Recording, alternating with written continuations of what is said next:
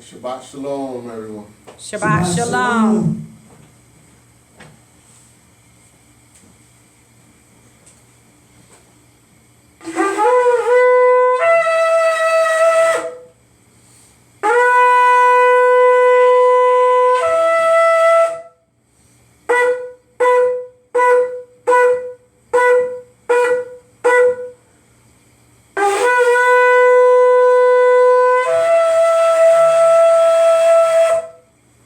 Hallelujah. Shabbat Shalom to those who are online with us today, tuning in. Shabbat Shalom to those who are present with us today.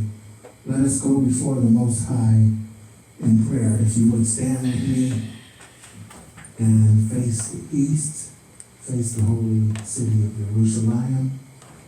We're going to go before the Most High with humble and contrite hearts. Yahuwah, we come to you now, bowing our hearts toward you.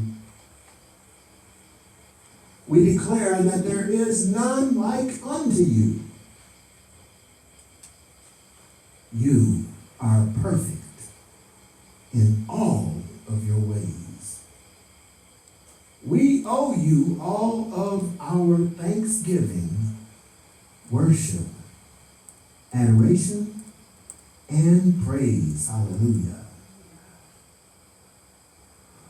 We come with thankful and grateful hearts today, understanding that we live, breathe, and have our being in you. And apart from you, we can do nothing. And so we come asking that you would forgive us of our sins in thought, word, and deed, for where we've fallen short, for where we've missed the mark, from where we've sinned against you with our tongues, for where we've entertained thoughts that we should not have entertained. We understand that if we confess our sins, that you are faithful and just to forgive us. And so, let's just take a moment and silently confess.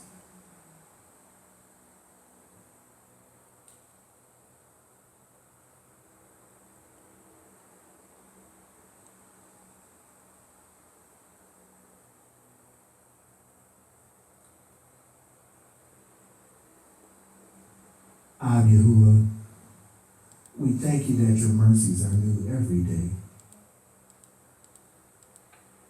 Sometimes it's hard to find the words to express just how much you mean to us. But we want to say that your judgments are righteous and true. And we habit you with all of our heart, mind, soul, and all that is within us. We habit you for who you are. In Yirmeyahu, Yahoshua Mashiach, who has bought us with a blood-bought price, we say, Todah Rabbah. Todah Rabbah, Yahuwah, for all that you have done, for all that you are doing in our lives and in the life of your Hakals, and in the lives of all Yasharal wherever they are scattered.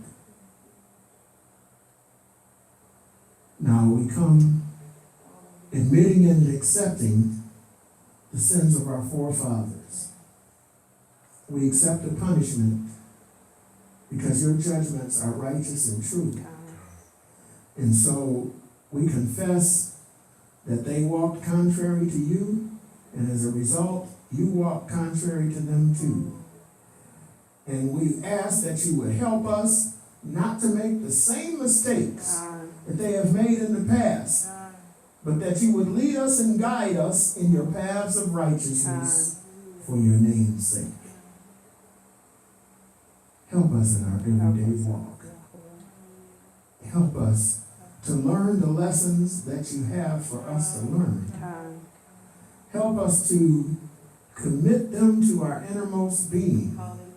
Gird us up against the enemy, that he not be able to come in and find a weak spot.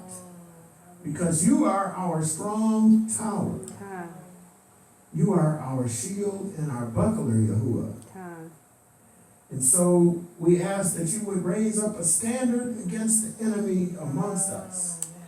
And that we would be ahad, as you and Hamashiach Yahushua are ahad. So, finally, we say, Todah Rabbah. Todah Rabbah.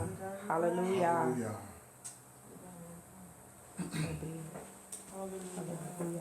Elishua, would you come and say Shemoth, please?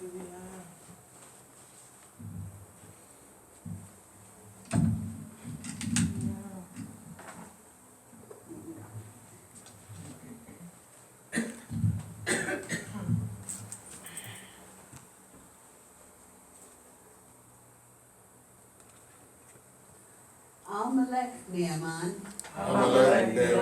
Shema Yisrael. Shema Yisrael. Yahuwah Eloheinu. Yahuwah Eloheinu. Yahuwah Echad. Yahuwah Echad. Baruch Shem Kavod. Baruch Shem Kavod. Malkuto. Malkuto. Leolam. Leolam. Ued. Ued. Uahafta. Uahafta. Et Yahuwah. Et Yahuwah. Alehecha. Alehecha. Bakal. Bakal. Levavka. Levavka. Uvakal. Uvakal. Navshaka. Nashika. Uvakal. Uvakal. Meodeka. Meodeka. Uhayu. Uhayu. Hadevarim. Hadevarim. Haele. Haele. Asher. Asher. Anoki. Anoki. Metzuka. Metzuka. Hayom. Hayom. Al-Levavika. Al-Levavika. Ushi Nantam. Ushi Nantam. Lavaneka. Lavaneka. Udi Barta. Udi Barta. Bam. Bam. Bashiftika. Bashiftika. Bavektika. Bavektika. Uvalektika. Uvalektika. Vaderek. Vaderek. Uvshapika. Ushapika. Uvkumika. Ukumita. Ukshartam. Ukshartam. Leot. Leot. Al-Yadika. Al-Yadika. Uhayu. Uhayu. Netotafot. Netotafot. Bain. Bain. Enika. Enika. Uktatam. Uktatam. Al-Mezuzot. Al-Mezuzot. Vectica. Vectica. Uvasharika. Uvasharika. Hallelujah. Hallelujah. Todah Rabbah.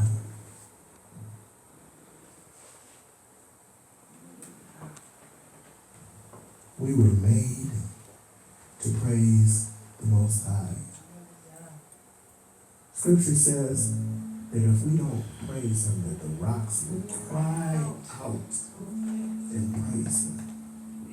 Hallelujah. All of creation understands the order, but we sometimes forget or neglect the order. But let us not do that on Yom Shabbat. Let us offer our praise with thankful hearts. I know that some that are listening have been through a hard week. And if you are one of those that's been through a hard week, now is the time of personal exchange between you and the Most High. It doesn't matter what the person next to you in the room is doing or thinking, but praise is a personal exchange between you and the Most High. Don't let anyone get in the way of your praise. Hallelujah.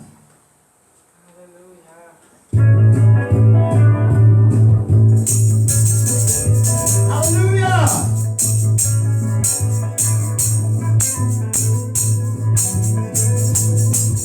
Yahuwah, we magnify your name. Yahuwah, we exalt you. Yahuwah, we magnify your name. Yahuwah, we exalt you.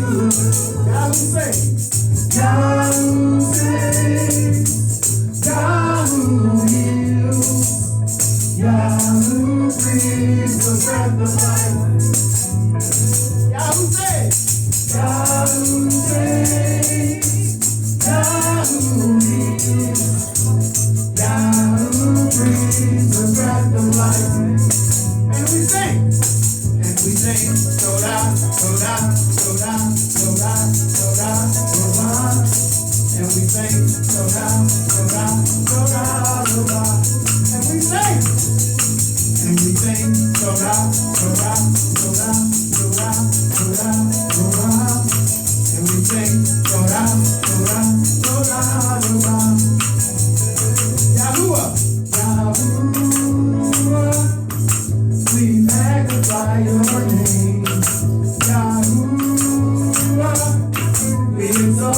to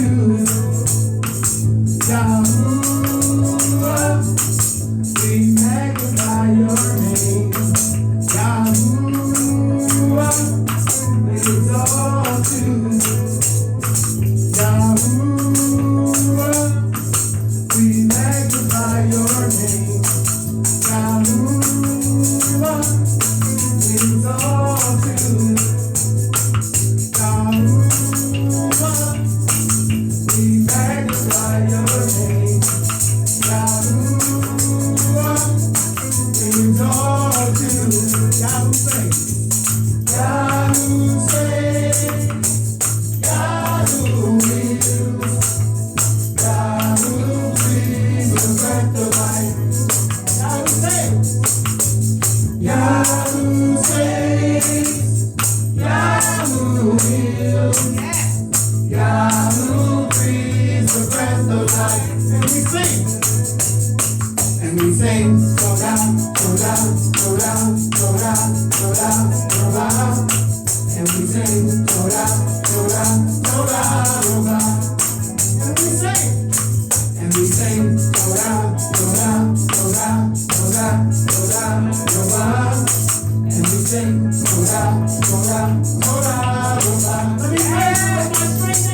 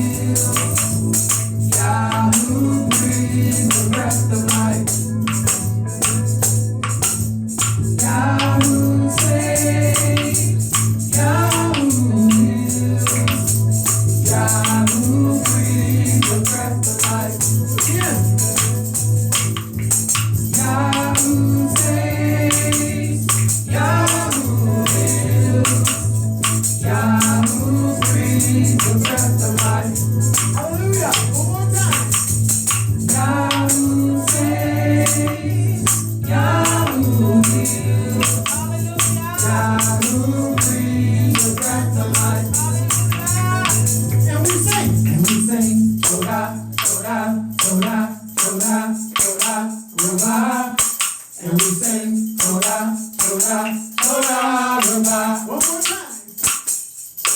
And we sing Torah, Torah, Torah, Torah, Torah, Ruach.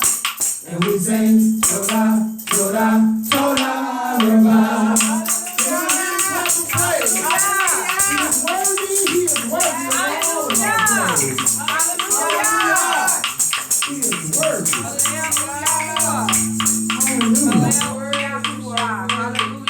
It's awesome, an awesome thing to bring our praise into His courts. Oh, hallelujah. Barak Hashem. Barak Hashem. Hallelujah.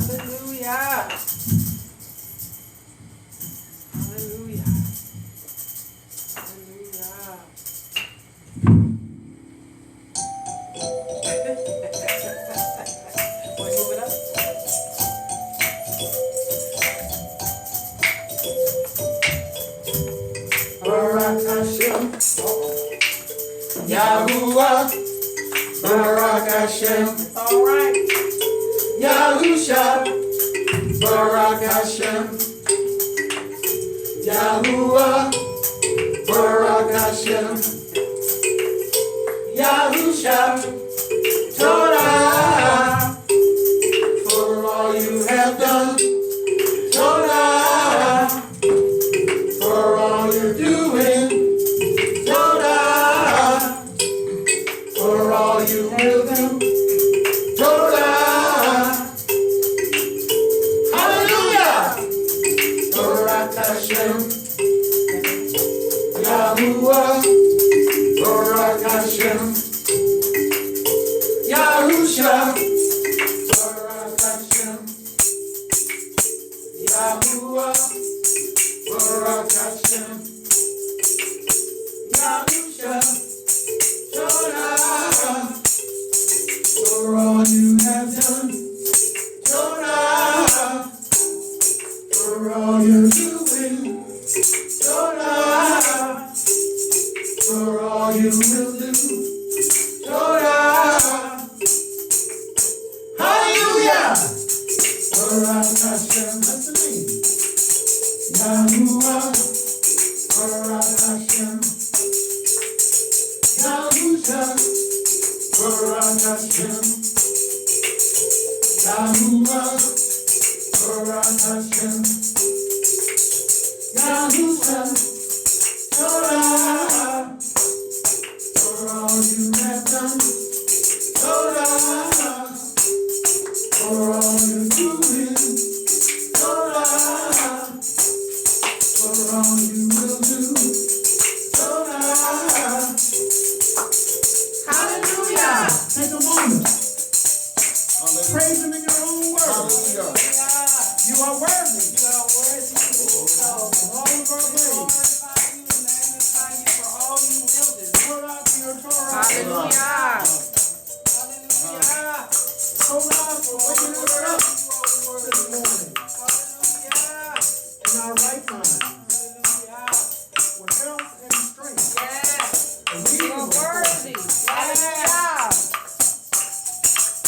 Torah for your provision. Thank you. Torah for your goodness, your mercy, and grace. Hallelujah.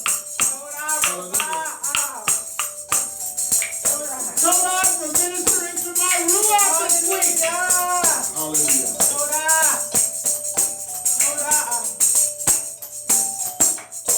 Torah for hearing our prayers. Hallelujah. Hallelujah.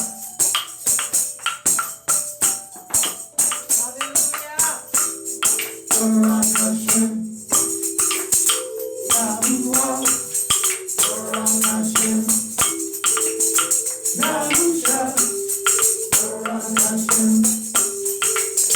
Yahuwah, Barak Hashem, Yahusha, Torah, for all you have done, Torah, for all you're doing, Torah.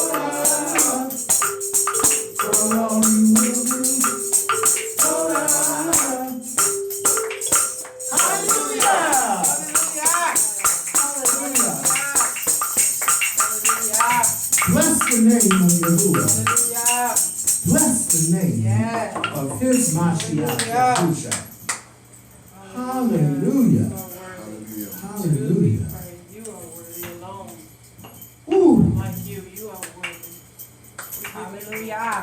we just Give you honor. come today Hallelujah.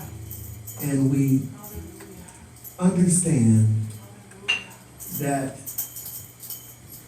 to give an offering of love is something that we do voluntarily from our own hearts. And as we play this next song, we would ask you to consider what you might be able to give for the upbuilding of the Most High's kingdom. We don't tithe because we are under the Melchizedek priesthood, but we do give an offering of love, a free will offering.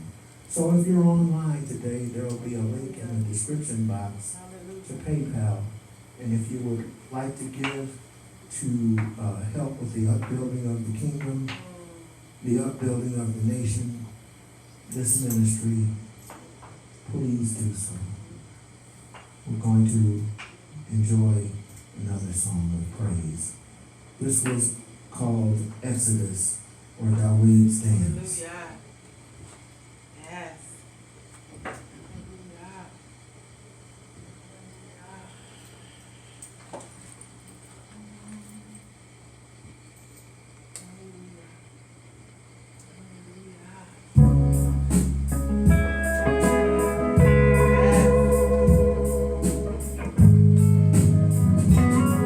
Hallelujah.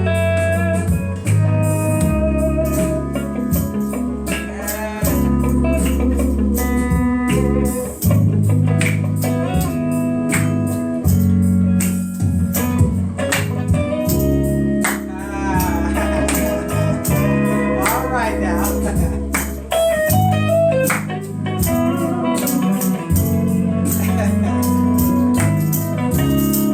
Yeah.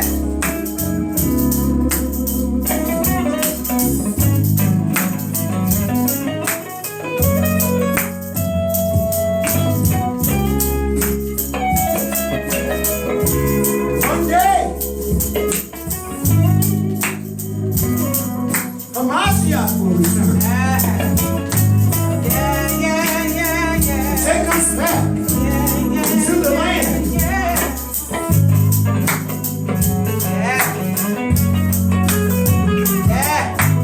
I can't wait to go back to the land. Hand in hand, I can't wait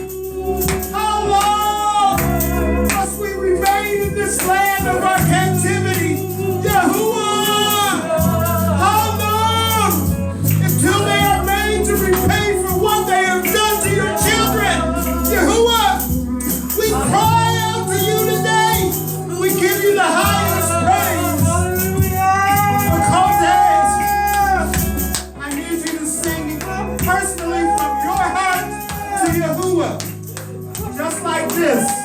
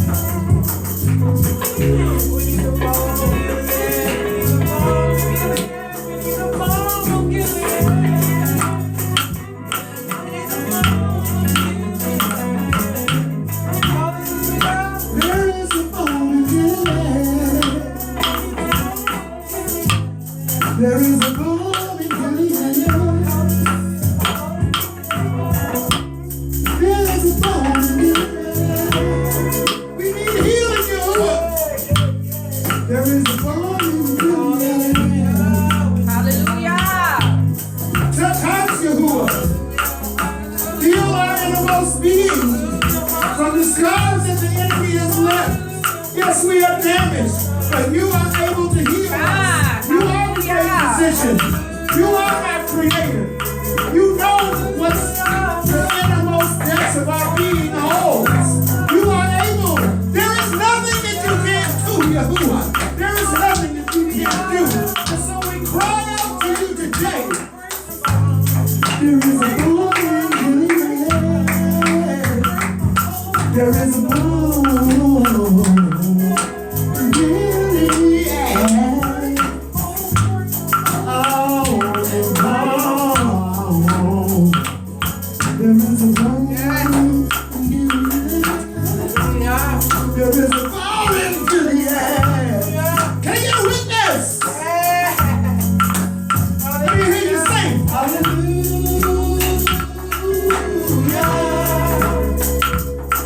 Hallelujah.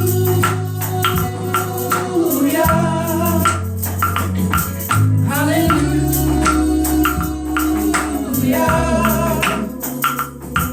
Hallelujah.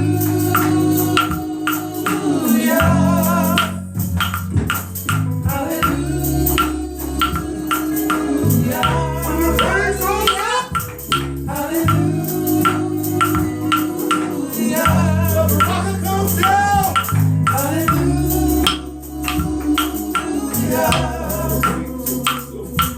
Hallelujah.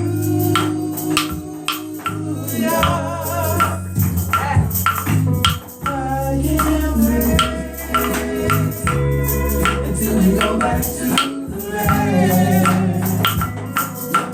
Hand in hand, I am ready until we go back to the land. Hand in hand, I am ready until we go back to the land. Hand in hand, I can't wait until we go back to the land. Hand in hand, I wanna dance like David danced. I wanna sing like Solomon sang. I want to pray like Daniel. I want the faith of Abraham. Torah Rabbah. Hallelujah. Torah Rabbah for your Torah. Torah Rabbah for moving in our hearts. Torah Rabbah, Yahuwah, for all that you have done. Anan. Hallelujah. Torah Rabah. Yahoshua. I can't wait till we go back to the land. Hand in hand, I can't wait until we go back to the land. Hand in hand, I wanna dance like David danced. I wanna sing like Solomon sang. I want to pray like Daniel. I want the faith of Abraham. Hallelujah. Give him the highest praise. Hallelujah.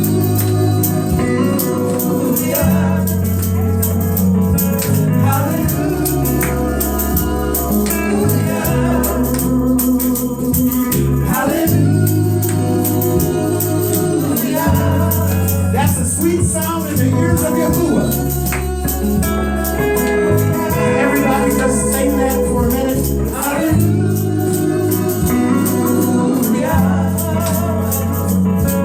Hallelujah.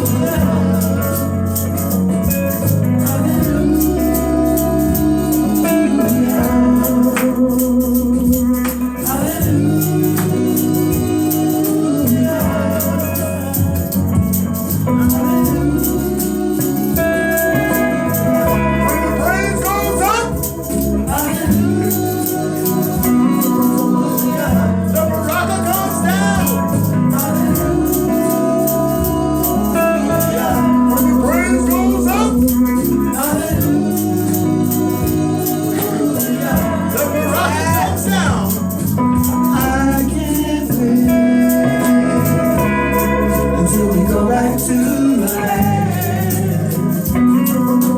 Hand in hand, I can't wait until we go back to the land. Hand in hand.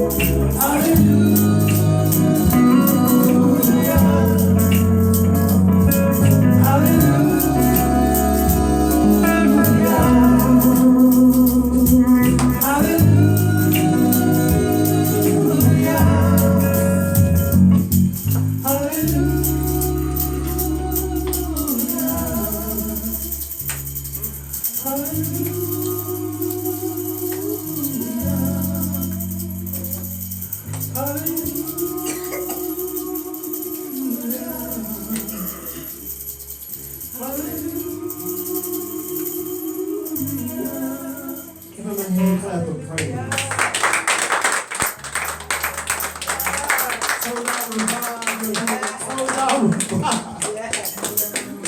Hallelujah. Todah for your Ruach HaKodesh moving amongst your people today. Khan. Hallelujah. Hallelujah. Hallelujah. Todah. Hallelujah. Todah. Hallelujah. Hallelujah.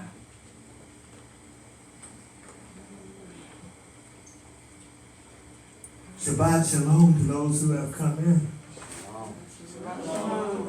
It's wonderful to see your faces. You know, we are happy you all so much. Hallelujah. And it's so uplifting to see you come to worship the Most High. Hallelujah. And we so appreciate you. Hallelujah.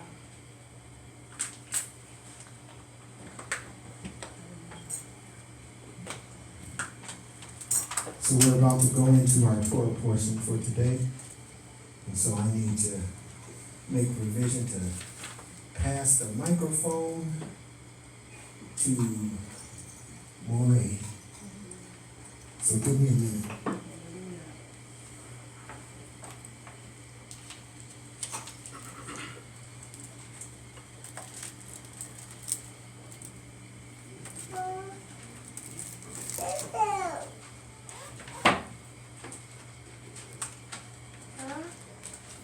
Hallelujah.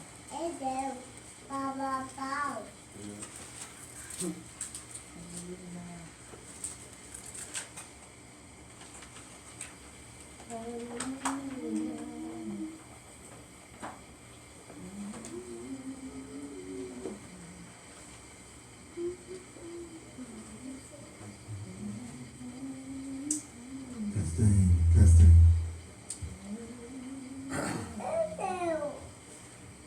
All right. Shabbat Shalom, everyone. It's good to see everyone here. Those that have been with us before and new faces. It's always good to Hallelujah. be able to come together on this Shabbat morning, Shabbat afternoon, and just come to worship and come to hear his word. As we go into the word today, we'll be in Bemid, the 13th chapter, Numbers, the 13th chapter, 14th and 15th. That is our Torah portion for today. Those that don't have a Torah portion, know what the Torah portion are. We can give you a list of what the Torah portion will be from week to week. It's important for us to read our Torah portion. Torah is important for us to understand and to learn. We say this week after week. This is because it's important. It is our foundation, how we live our life and how we are to govern ourselves. And so we'll read our Torah portion and we'll gain understanding or seek the Most High for wisdom and knowledge concerning His Torah. And so that we can continue to grow, continue to follow His will. As we go into our Torah portion, one of the things I wanted to bring out is that when we look at the story of Moshe, Yahoshua, as they left Mitzrayim, Egypt, we see that they went through a lot of turmoil, they went through a lot of challenges, and in those challenges, you can begin to see how the Most High dealt with them and the answers that He has given them in order to live their life. And when we understand what they went through and the things that they did to resolve those issues, how we see how the Most High responded to them, we can begin to see how He would have us to live our lives. We don't want to just go along or follow the will of the flesh, but the will of the Father. How do we know the will of the Father? And that's reading Torah. That's not just the laws that, do this or do that, but we can understand by His character. As we read the word, we can gain an understanding of His character. And when we understand that character, then we can begin to say, okay, I have to change or to get some things out of my life. I have to view things differently so as to find myself in the right place or on the path that the Most High would have us on. So as I have studied throughout the years and as I read the story of the Exodus, the first Exodus, I've applied those principles to my life. And one of the main things, one of the big things that we want to be able to hold on to is we don't murmur and complain. It's one of the biggest things that they'll learn, that as we go through this world, we don't murmur, we don't complain. We try to find contentment and peace where the Most High has us at. We study today, we're going to see when the Most High even sets something before us. He is setting something before us because He knows that this is good for us. He's setting it before us because this is what He desires of His children, of His people. And when we reject that, we're rejecting Him. Most of us in here that have raised children know that we set things before them. We fix them a plate, a meal, because we know that in this meal you're going to have a well-balanced diet. And when they start murmuring and complaining, how do we respond to that? We know that that's not going to fare well with Mama. It's not going to fare well with Dad when we start complaining about what's on that dish. Right. Or Dad begins to give us instructions as to how to live our lives. Then if we start murmuring and complaining, we know that that's not going to fare well. Mm-hmm. When we look at where we live and the place that as parents because there's times when I've lived on streets and in neighborhoods that weren't good for my children. Mm-hmm. So I had to pull them out of that. But in pulling them out of that, they're being pulled away from some of the friends that they had, some of the familiarities that they were in. And I'm pulling them out of this neighborhood or community because I feel like we need something better. An environment that's going to be healthier for my children, for them to be able to mature, to grow into good adults. But if all I have to hear is bickering and complaining and not being satisfied, it's not going to fare well. Because I'm trying to do what I feel is best for my family. And the Most High, as a father, we call him Abba, because he's our father. Hallelujah. And he is Yes. providing and giving us places that he wants us to be in. Who are we to say that the place that he sets us is not good enough? Who are we to say that the place that he provides for us is not all that he said it would be? And we'll see that as he provides Yahushua, as he raises them up as a nation, he provides them a land to live in. But everybody wasn't going to be satisfied. Oh, there was good land. And that was a good report. But were they all satisfied? Were they all willing to deal with the challenges that would come with being in that land? We'll see that many began to murmur and complain. But we want to pay attention to how the Father responded to that, because that reveals his character. It reveals something about who he is and what his standards are for us. And when we pay attention, we see those things, and we know how we should behave. You know, these are examples that went before us that we may learn. Examples that would give us the ability to live the life that would be honorable in his sight. So we'll start in chapter 13, starting at the first verse. I'll have Kazak read from you. If you will. Bemid, chapter 13, verse 1. And Yahuwah spoke to Moshe, saying, Send men to spy out the land of Canaan, which I am giving the children of Yisrael. Send one man from each tribe of their fathers, every one a leader among them.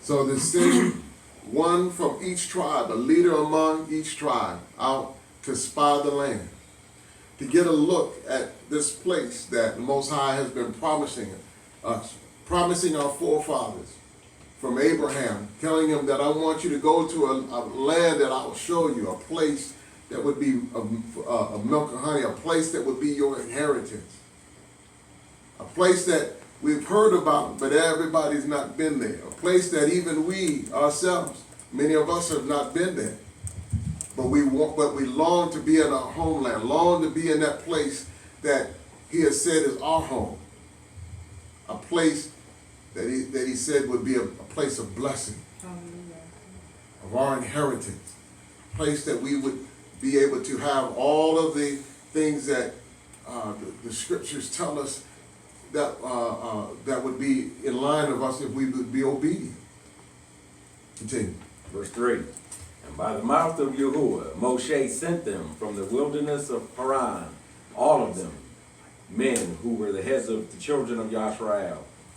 And these were their names: from the tribe of Reuben, Shemuah, son of Zakur; from the tribe of Simeon, Shaphat, son of Hori; from the tribe of Yehuda, Caleb, son of Yefunah; from the tribe of Issachar, Yigal, son of Joseph; from the tribe of Ephraim, Hoshea, son of Nun; from the tribe of Benjamin, Palti, son of Raphu; from the tribe of Zebulun, Gadiel, son of Sadi; from the tribe of Joseph; from the tribe of Manasseh, Gadi, son of Sushi; and from the tribe of Dan, Amiel, son of Gamali; and from the tribe of Asher, Sethur, son of Makael; and from the tribe of Naphtali, Nabi, son of Wupsi; and from the tribe of Gad, Gehuel, son of Maki. Leaders from each tribe, leaders from each family, a representative that would speak for the family, speak for their tribe as they go and venture out and view the land that the Most High has promised them. Many of them were complaining, and many of them wanted to know this place, and so the Most High was going to give them an opportunity to see it, to see whether or not what he was saying and what he was not was this the truth? Is this a place really that can be ours? A place that really would be a place of blessing. And so we gathered 12 out of the 12 tribes, 12 leaders that would be able to go out and come back and give us a report as to whether or not this place was truly all that the Most High had said it would be. Continue. Verse 16. These are the names of the men whom Moshe sent out to spy out the land. And Moshe called Hosea, son of Nun, Yahoshua. And Moshe sent them to spy out the land of Canaan, and said to them, go up here into the south, and go up to the mountains, and see what the land is like, and the people who dwell in it, whether strong or weak, whether few or many, and whether the land they dwell in is good or evil, whether the cities they inhabit are in camps or strongholds, and whether the land is rich or poor, and whether there are forests there or not. And you shall be strong, and bring some of the fruit of the land. Now the time was the season of first fruits of grapes. So we're going to take a look at the land. Go look at everything. Go see exactly whether or not the people are strong or they're weak. Go view it out. Often we want to see and get a layout of the land, a layout of all that has been promised. We know that we live by faith. We need to trust when the Most High said that something is good, that it is good. But here, because there was so much murmuring and complaining, the Most High said, send out 12. Let them spy it out. Let them see. Let them view what's out there. Often I prayed and I wanted a layout of all that he wants from me. You know, when we were looking for some property that we might be able to build community, I wanted, every place, we'd go and we'd walk the land and we'd take a look to see what's in that land, if it's all that we had hoped for, all that the Most High put on our hearts. We wanted to see if there was living water on there. We wanted to check, to see if, what the house looked like. We wanted to see if there was fruit trees there. So we'd go out the land and we'd walk the land and we began to allow the Most High to put a vision in our hearts to see whether or not this place is all that he wanted for us. We looked for a couple of years, and many places weren't all that we knew he wanted us to have. Sometimes we got to the point where we started to settle. But he wasn't going to allow us to get that place, because he didn't want us to settle, but he wanted us to have all that he had promised us. And so as we looked and as we spied out the land, if you will, to see what was on it, to see if it was going to line up and match all that he had put in our hearts, we had to see, and we had to have, but the Most High doesn't give us always a blueprint of everything. Sometimes we don't get all of the details. That's right. But here he was saying, yeah, I'm gonna let you see. I'm gonna give you a view of what it is you're about to get into, about what's there, to see whether or not it's good or if it's evil. If there's strongholds there, if there's fruit there, if it truly is a land of milk and honey. Continue. 21. So in verse 18, where he says, and see the land, what it is, and the people that dwell therein. It's not because the Most High didn't already know what people dwell in the land. It's because he wanted them to see what was in the land, because their faith was about to be tested, and they were about to be tried. And so every day as we go about our life, the Most High already knows what we're going to encounter. He already knows there's going to be that person at work that doesn't like you. It might be your boss, and they might have the power over you, but you still have to go in and deal with it. The Most High already knows that, but he also sees the disposition of your heart, and he knows where your faith is. So as you begin to go experience this, what you perceive to be a problem, what you perceive that maybe the enemy has sent, this might be a test from the Most High to test your faith. So we have to be mindful to always be willing to look at it in different ways. And our response should always be of faith and belief in a positive manner. This is what we learn as we go through Torah. We're going to see some behaviors, and some good and some bad. Some behaviors that are acceptable to the Most High, and some behaviors that are not at all acceptable.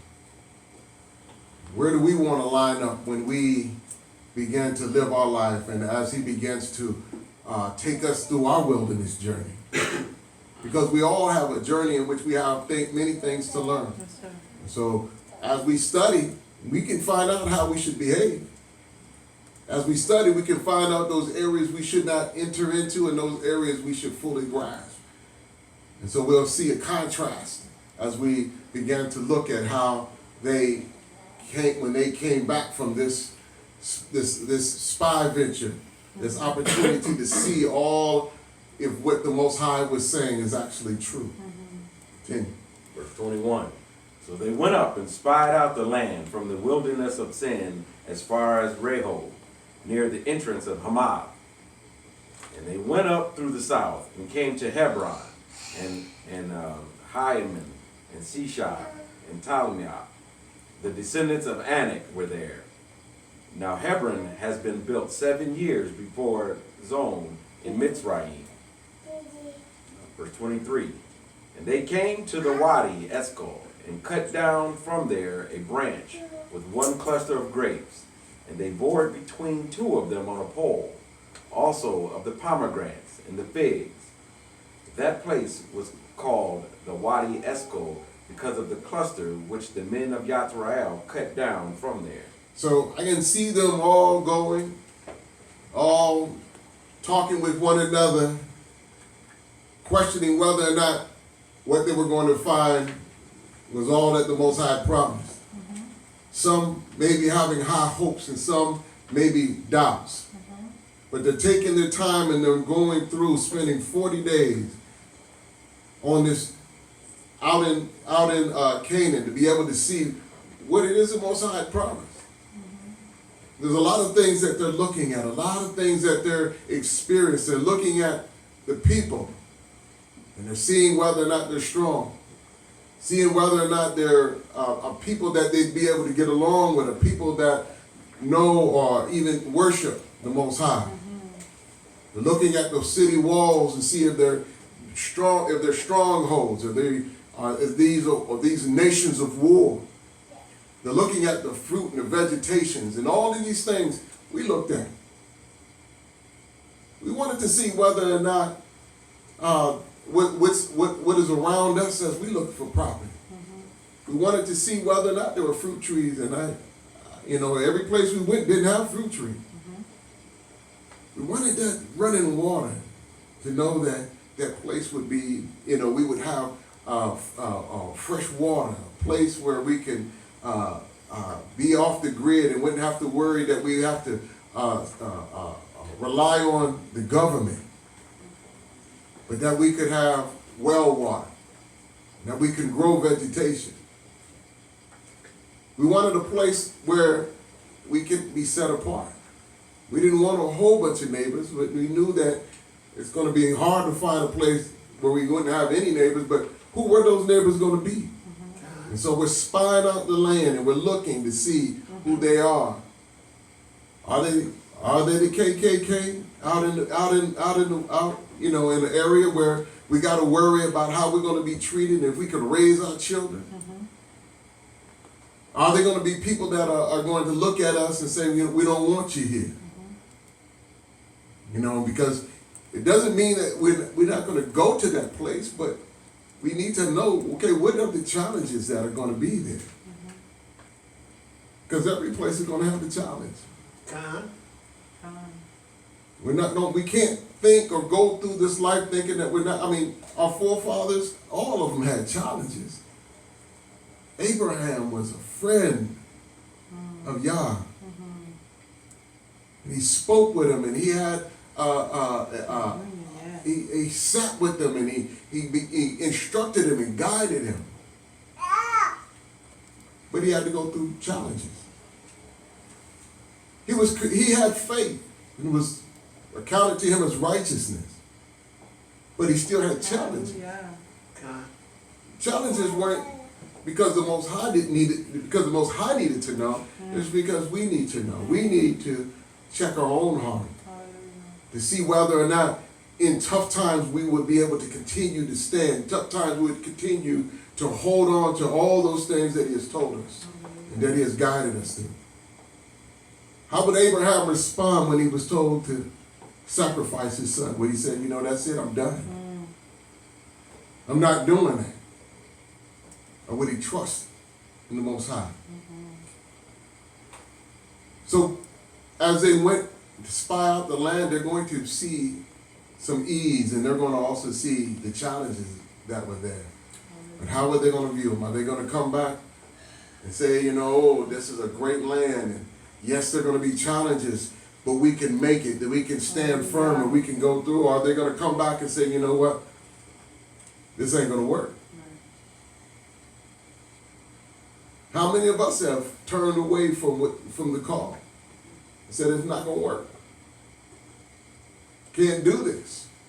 It's just too challenging for me. Let's find out what our forefathers did. Continue. Verse 25. And they returned from spying out the land after 40 days. And they went and came to Moshe and Aharon, and all the congregation of the children of Yasharal in the wilderness of Paran at Kodesh. And they brought back word to them and to all the congregation, and showed them the fruit of the land.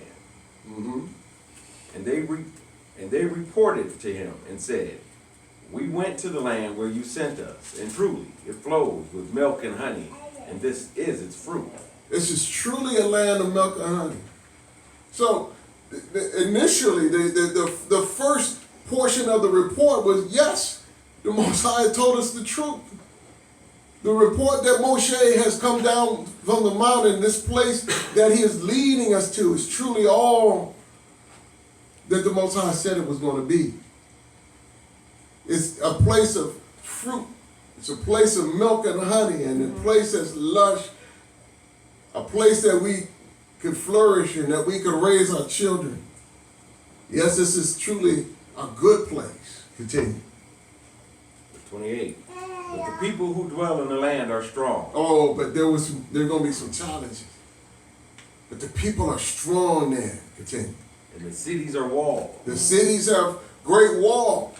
So they're beginning to start to look at the things that they're going to have to deal with, the struggles that they're going to have to go through. And how many times is that the focal point of all we see? We know that there's good. We know that the Most High has given us, has shown us good. But all we can see are the strong and the tall walls, the areas that are going to cause us struggle. Continue. Very great. And we saw the descendants of Anak there too. The Amalekites dwell in the land of the south, while the Hittites and the Jebusites and the Amorites dwell in the mountains. There's a bunch of people over there that don't like us. And moreover, they were giants. People that were bigger than we are. So it just looks like, we have all of this opposition. Yes, it truly is a land of milk and honey. But it's not going to be easy.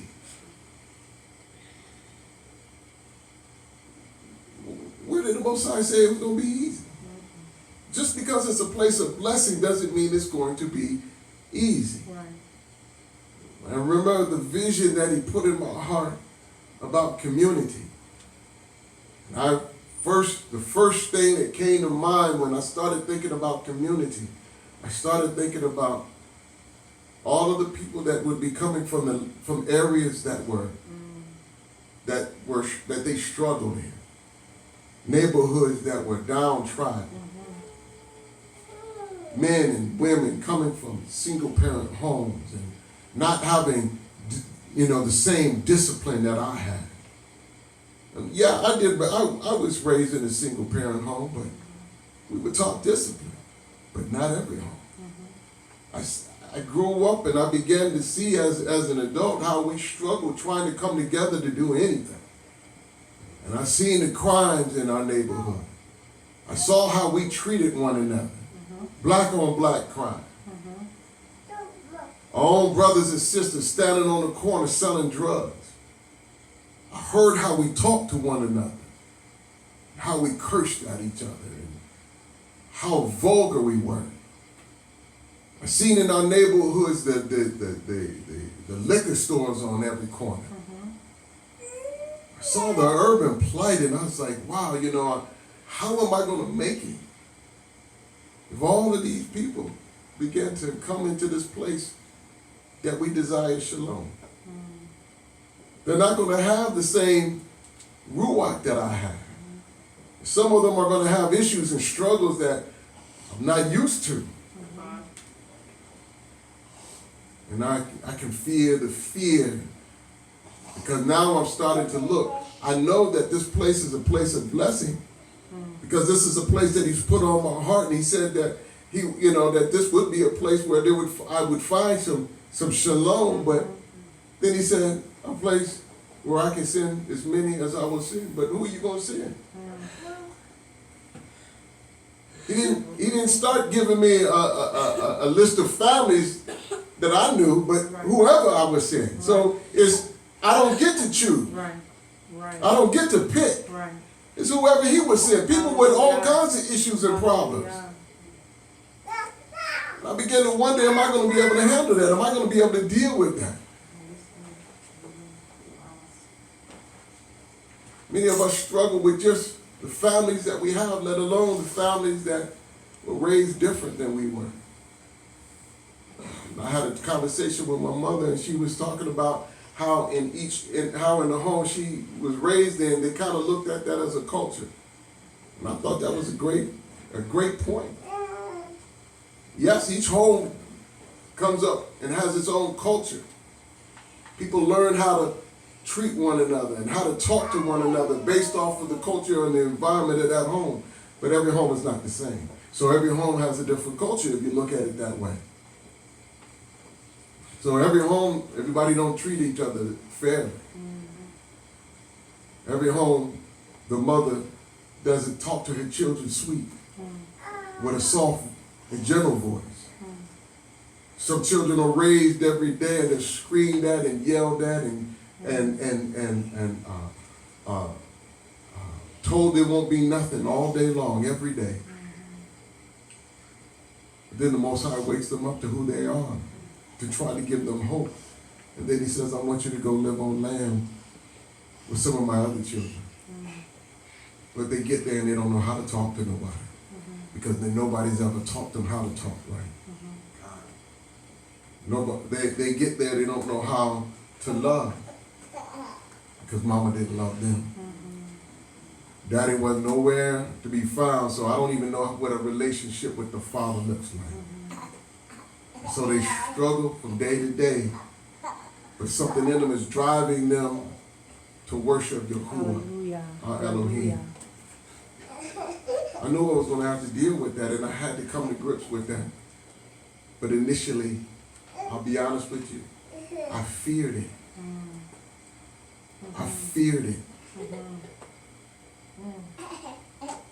Coming in the community with people that have been in and out of jail, in and out of juvenile detention. People that didn't grow up like I grew up. I grew up in the church. So I had a sense of understanding of who the Most High was. Although, yes, there was a lot of lies and deceit in there, but I at least had an understanding of some of the principles taught to me here. But understand this, Yahushua, all of us don't have that foundation. I was fearing that.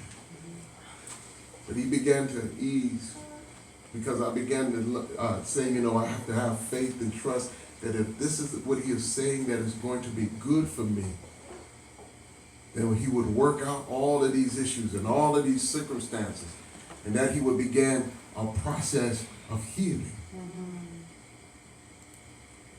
And understand, we've all been damaged, some worse than others. This land of our captivity has not been good to us. It may have let a few of us acquire some things. But for the vast majority of us, we have all been damaged, hurt, and abused. But He's calling us to gather in this last day. Gather in a just not too much different than them leaving Mitzrayim. We come to this place to be wooed of the Most High and to learn what it is to be a nation again, because we don't know. We've been part of it, we've been in this nation, but never been allowed to be part of it. So we're here and we're struggling, we're trying to figure out how to be a nation again. We have no idea, nothing other than what we see in scriptures and what is laid out, but we have to have faith. But we have stories of victory and stories of where they failed. We've got to take the good and then we got to take the bad and we've got to learn what that looks like. We've got to persevere so that all of what the Most High said we will be will come to fruition. So let me get this straight. The Most High was not slack on His promises. The land was what He said it was Every bit of going what to be. what it's going to be. Okay, so when they went into the land, and there's a group of them, and we look at different things. They saw that the Most High was brought to pass. Everything that He promised them was going to be in that land was there. But there was also something that He didn't promise them. There was opposition. Opposition, that's right. There were giants. There were warring people that were going to come against them. Yeah. And so now, as they look at that, some of them are shaken by that. When we see a problem, and it's a problem that we have to deal with, sometimes it gets out of proportion because we're looking at the problem and we're not looking at Him. And so our problem begins to look bigger and bigger and bigger because we're focused on that problem and not on the solution. The solution is the promise. He already gave the promise. I'm going to give you the land flowing with milk and honey. That's right. So they forgot in that moment when they began to look at the giants and they began to look at the people that they were going to have to go up against. They forgot that He delivered them from Mitzrayim. He parted the Red Sea so that they could come out. That's right. And then took out all of Pharaoh's army. So at this point, they should have been going, oh, the Most High, look what He's done for us already. Hallelujah. We should be, hey, we got this. That's right. Because He's going to fight for us. That's right. But they saw the opposition and they began to shake in their boots. Some of them, not all of them, That's right. but some of them were shaken. Now, it's amazing how two people can see two different things. You have some people go in and look at a situation and it's like, wow, this is beautiful. And this is all that the Most High wants for me to have. And then another person standing right next to them, shoulder to shoulder. All they see is the negative. All they see is the work that has to be done. All they see is opposition. This is going to be too much. I mean, when we came to this piece of property here, there was grass that needed to be cut. There was things that we had to take care of that we never had to take care of before. I've never had to take care of an acre large pond before. I don't know what it is to even begin to understand what to take care of that thing is. I could have looked at that and said, we can't do it. Too much. We don't have a brush hog to cut down all this grass. I've never grown any crops before. This is going to be way too much. I could have looked at this and said, well, how many people are going to come? Because it looks like it's more, it's too much for 8 people right now. And if the Most High don't send nobody, then we got to take care of this all by ourselves. Maybe we bit off a little bit more than we can chew. Maybe we ought to just get 5 acres. Maybe we can work that out. But he said, I'm going to send, he said, get enough land for as many as I was sending. So in the beginning, I knew we needed 30 plus acres. Because 5 acres is not enough. 5 acres is barely big enough for 8 people. It might be a little bit easier to manage. 30 acres can be overwhelming when you look at the size of it and look at all the work that has to be done. Not all, and then what about the neighbors? See, we come from Michigan. We need to live down south. People down here are a little different than they are up in Michigan. What is that going to look like? We don't have the security of the neighborhoods in which we grew up. Everybody in the street looking like us. I'm familiar with that. Right. I found a little bit of comfort in knowing that they all look like me. But now I'm given instructions to go out into a place with 30 acres where don't nobody look like me. Right. They don't talk like me. They got accents. Right. They dress different. They drive different kind of vehicles. Right. Can I do that? Can I handle what he's about to do for me and those that he has brought together to establish this piece of property for as many as he will send? Yes. Somebody standing right next to you could be saying, yes, we can do it. And the very next person saying, I don't know. Maybe we just need to rethink this. Maybe we need to pray a little more. Because I'm not sure if I tried to plant before and I can't do it. We got animals and we're not sure if we're going to be able to do this or do that. We could come up with a lot of excuses. But the initial report coming in was to say that the Most High was true. Yes. He was honest. This is a place of milk and honey. Hallelujah. It's a beautiful place. Hallelujah. It's a place that we can come and we can be blessed as a nation. And we'll be able to provide for our families and we'll be able to do all the things that he has asked us to do. But wait a minute. There's some pretty big people there that got some pretty bad dispositions. Walled cities, opposition, strongholds that we have to fight. We have to have faith that we're going to make that. We're going to have faith that we're going to get through the opposition. Continue. Verse 29 continues. And the Canaanites dwell by the sea along the banks of the Jordan. And Caleb silenced the people before Moshe and said, let us go up at once and take possession, for we are certainly able to overcome it. Now Caleb was a little different.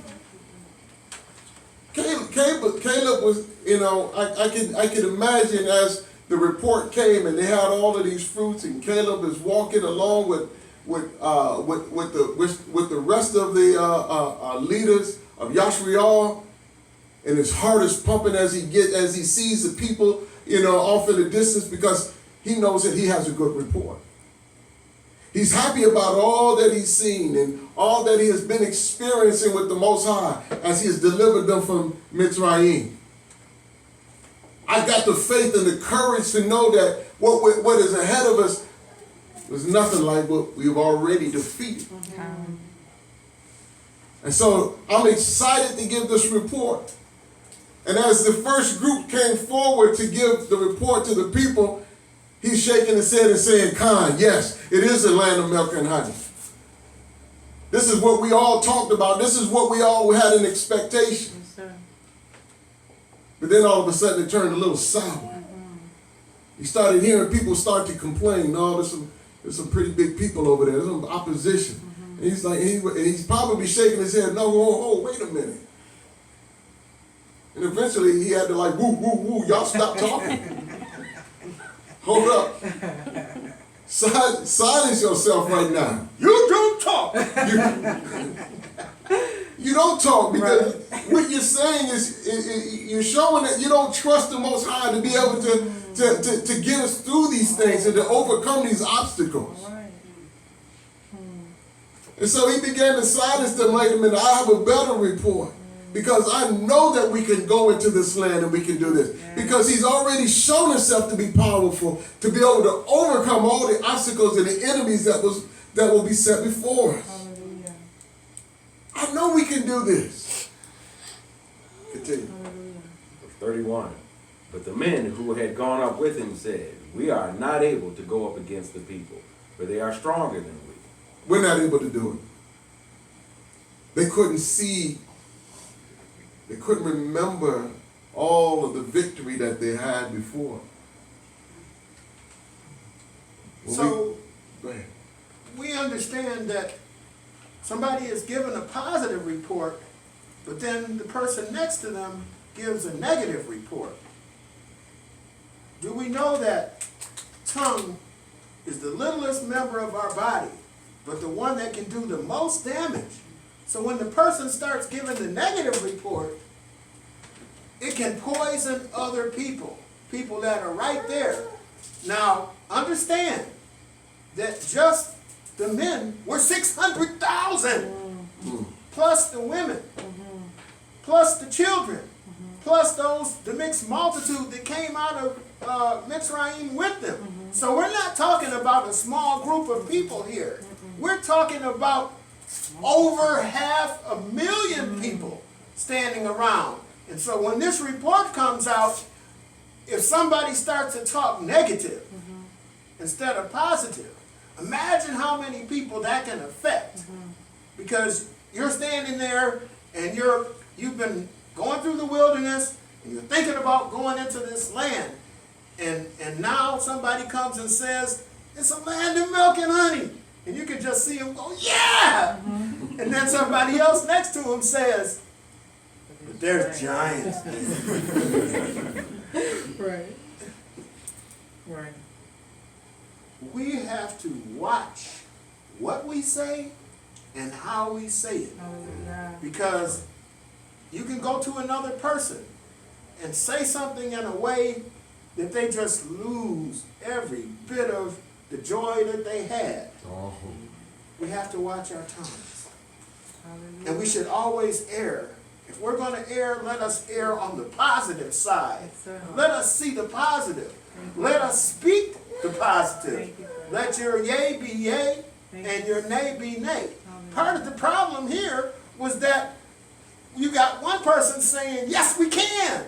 And then you got another person saying, but there's giants there. So what does that do to our unity when we can't be united in our effort to go into the land? Cause division. And a house divided against itself Cannot stand. cannot stand. So you can see where they're beginning to have problems right here. Right. This is the beginning of a problem.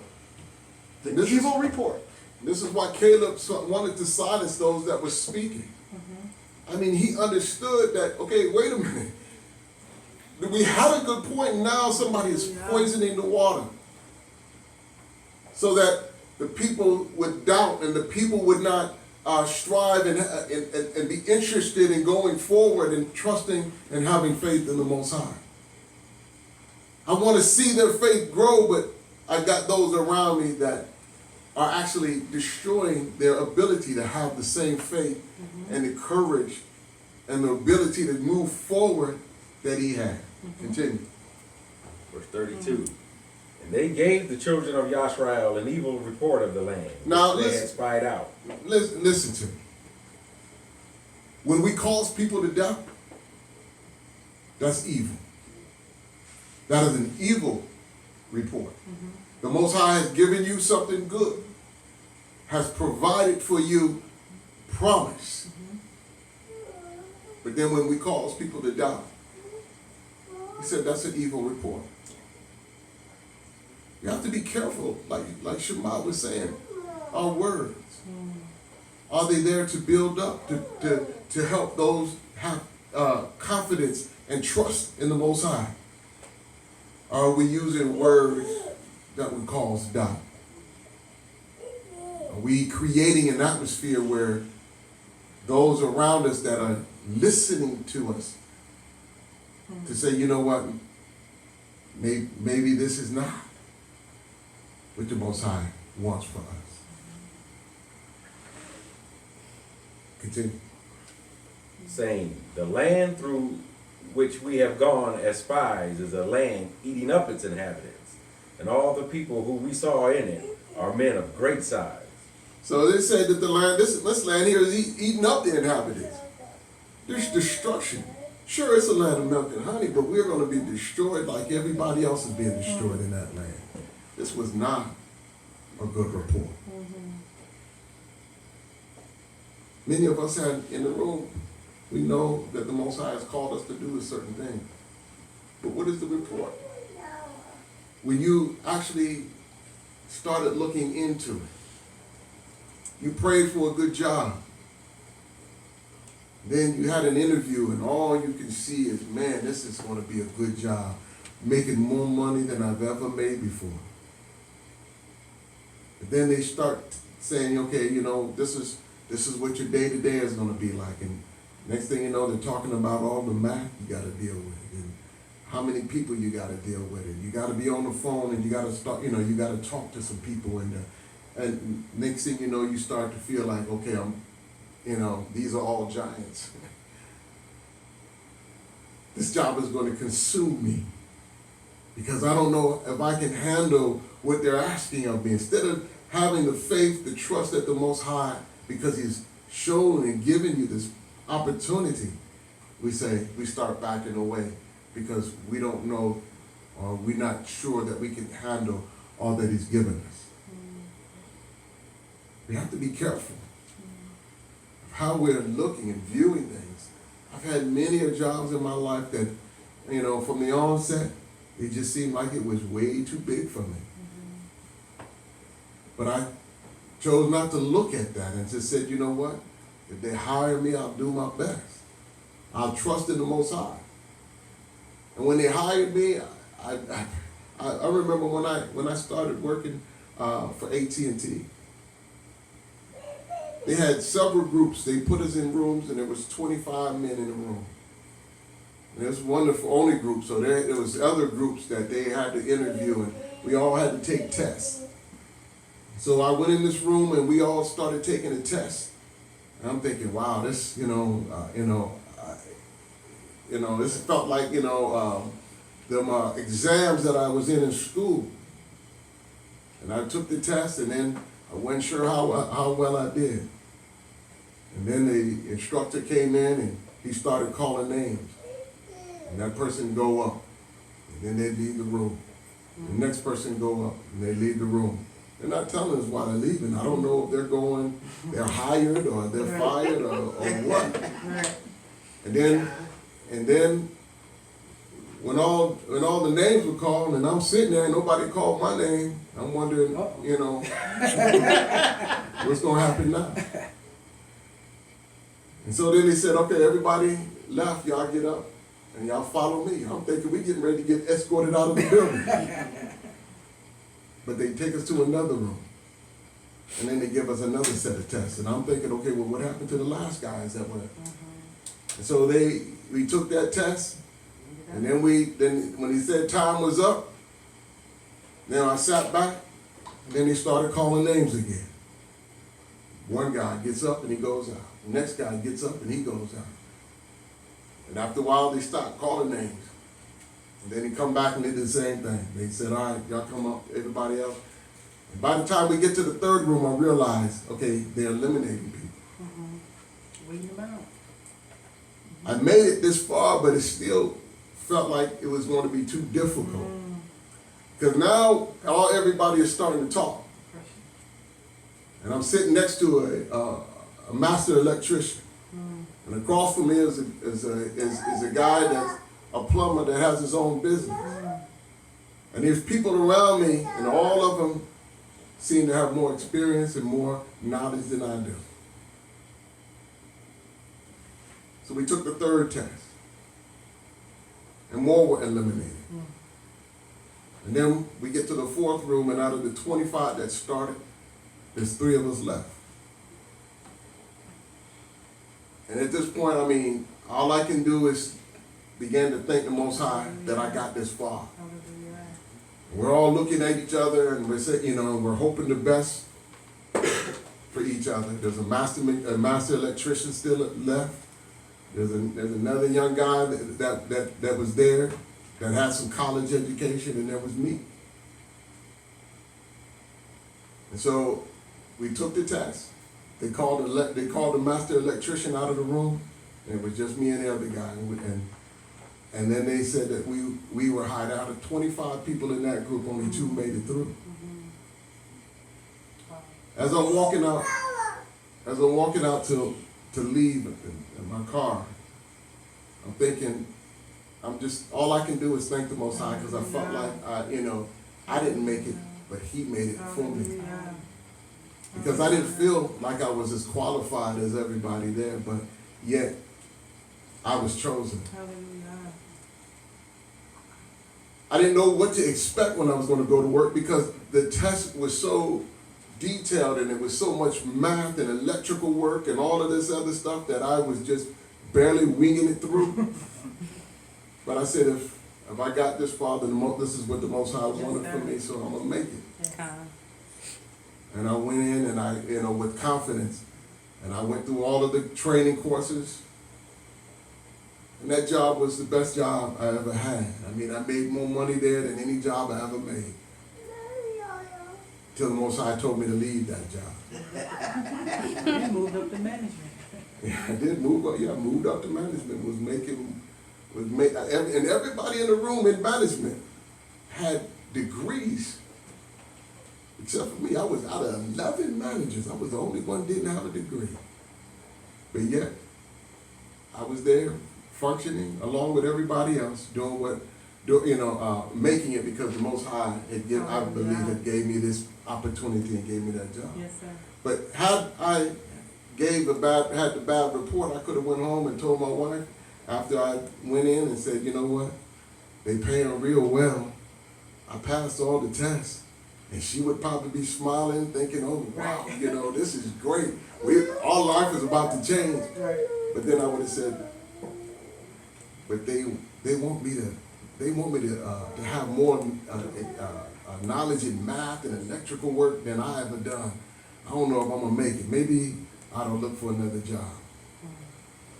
Everything, all of her consciousness would have failed at that point, because she was hoping that things would work out for me. She was hoping I would come back with a good report. And I came back with a good report, but then I turned it around and gave a negative and said, we can't do it. Are we doing that? Now, I'm sure all of us has had some of those experiences, and we failed in some of those, because I'm going to tell you about another one I failed in. But I'll get to that later. But the thing is that we need to learn the lesson here. The Most High has given us something, made a promise to us. Yes, there's going to be opposition. I don't care what it is. There's going to be opposition. There's going to be some areas that are going to be difficult. Yes, sir. So you mean being a Hebrew ain't easy? Being a Hebrew is not easy. Everybody's not gonna like us? Everybody's not going to like us. Everybody's not going to treat us well. Everybody is not going to make it to the homeland.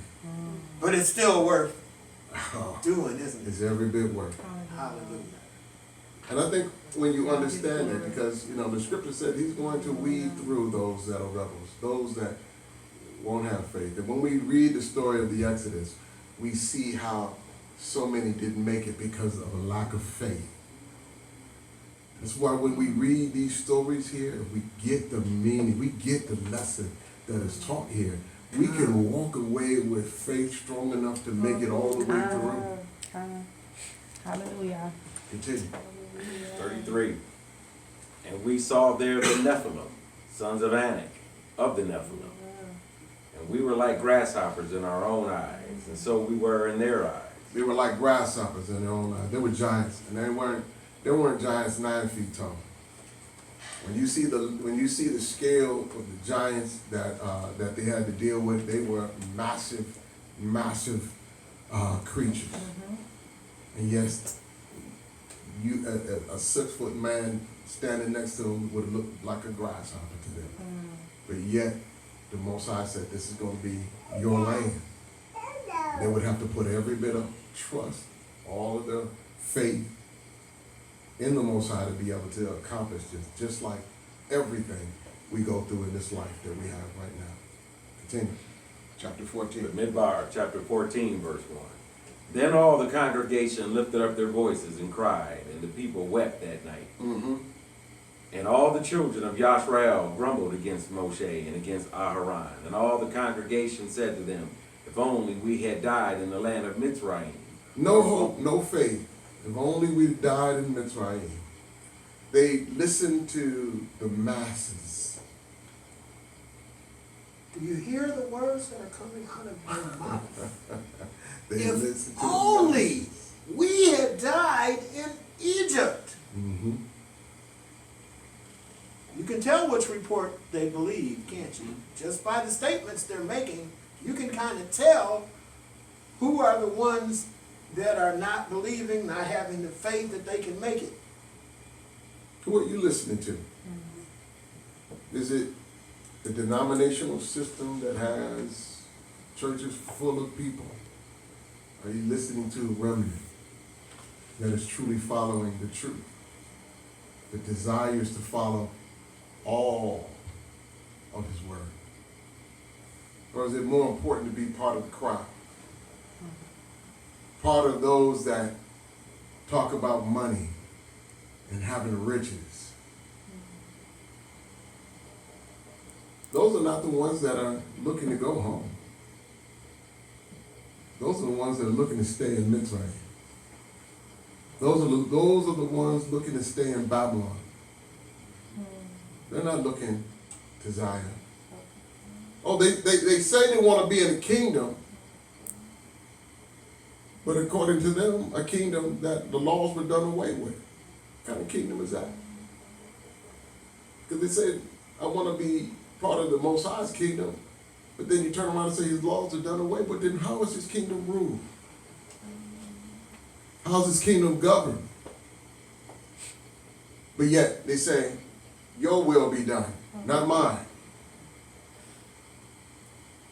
But just don't tell me how to eat.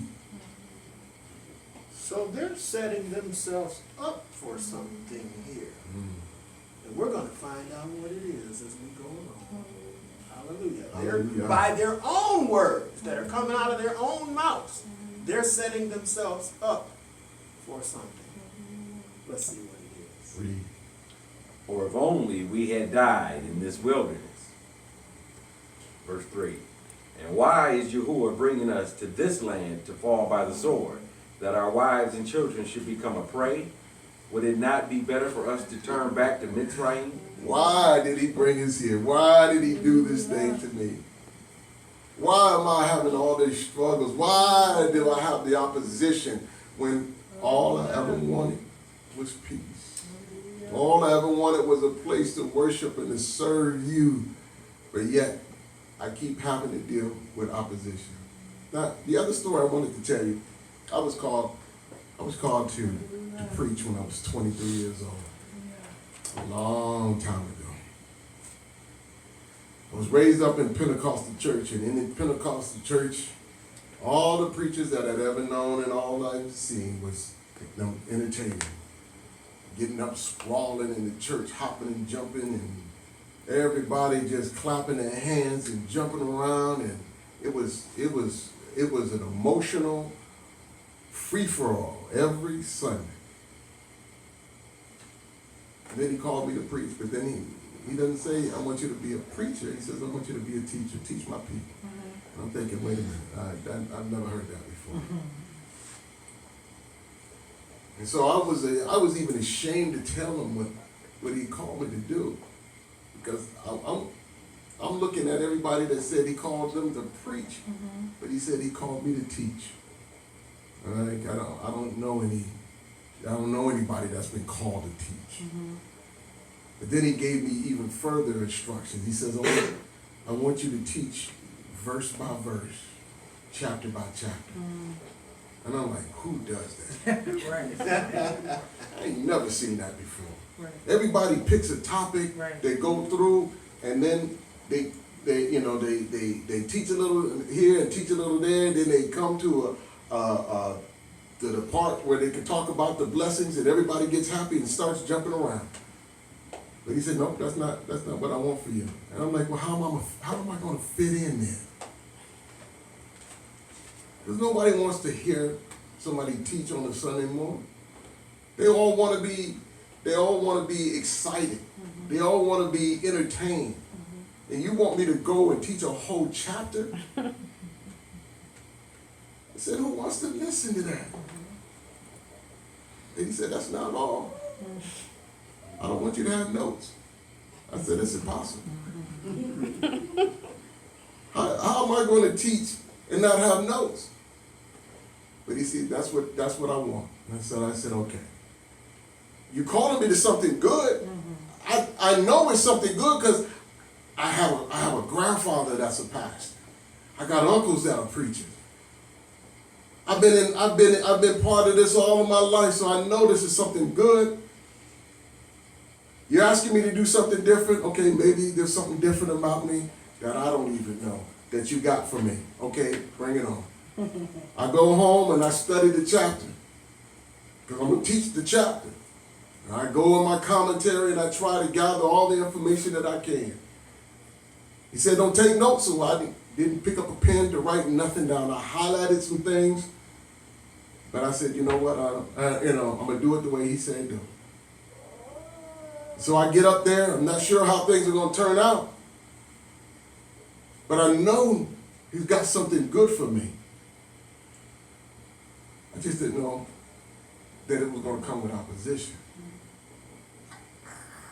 So I get up to do my trial sermon on a Sunday morning, church with everybody in it, all the people that have known me. I lead a musician stand, I'm playing my bass. They're all happy to see me get behind the mic. I see my wife's eye, in her eye, this little gleam. She's happy for her husband to be called into the ministry. And so I tell them where I'm coming from, and I get up and I start reading. None of what I studied came to mind. I forgot everything. I don't have no notes to remind me. I'm stumbling through everything. And I botched that entire message up. It was opposition. There was things that I had to learn that I wasn't willing to learn. And I said, I'm done. I literally said that if this is what you want from me, I'm done. You asked me to do something that I don't even have a teacher for. I don't have anybody, no examples of. And then, I don't know, I botch it all up, I mess it all up. So I don't want this. I don't want what you promised me. Because if I have to go up here and be embarrassed and hurt, I don't want this. And I stopped coming to church. But was that the right thing to do?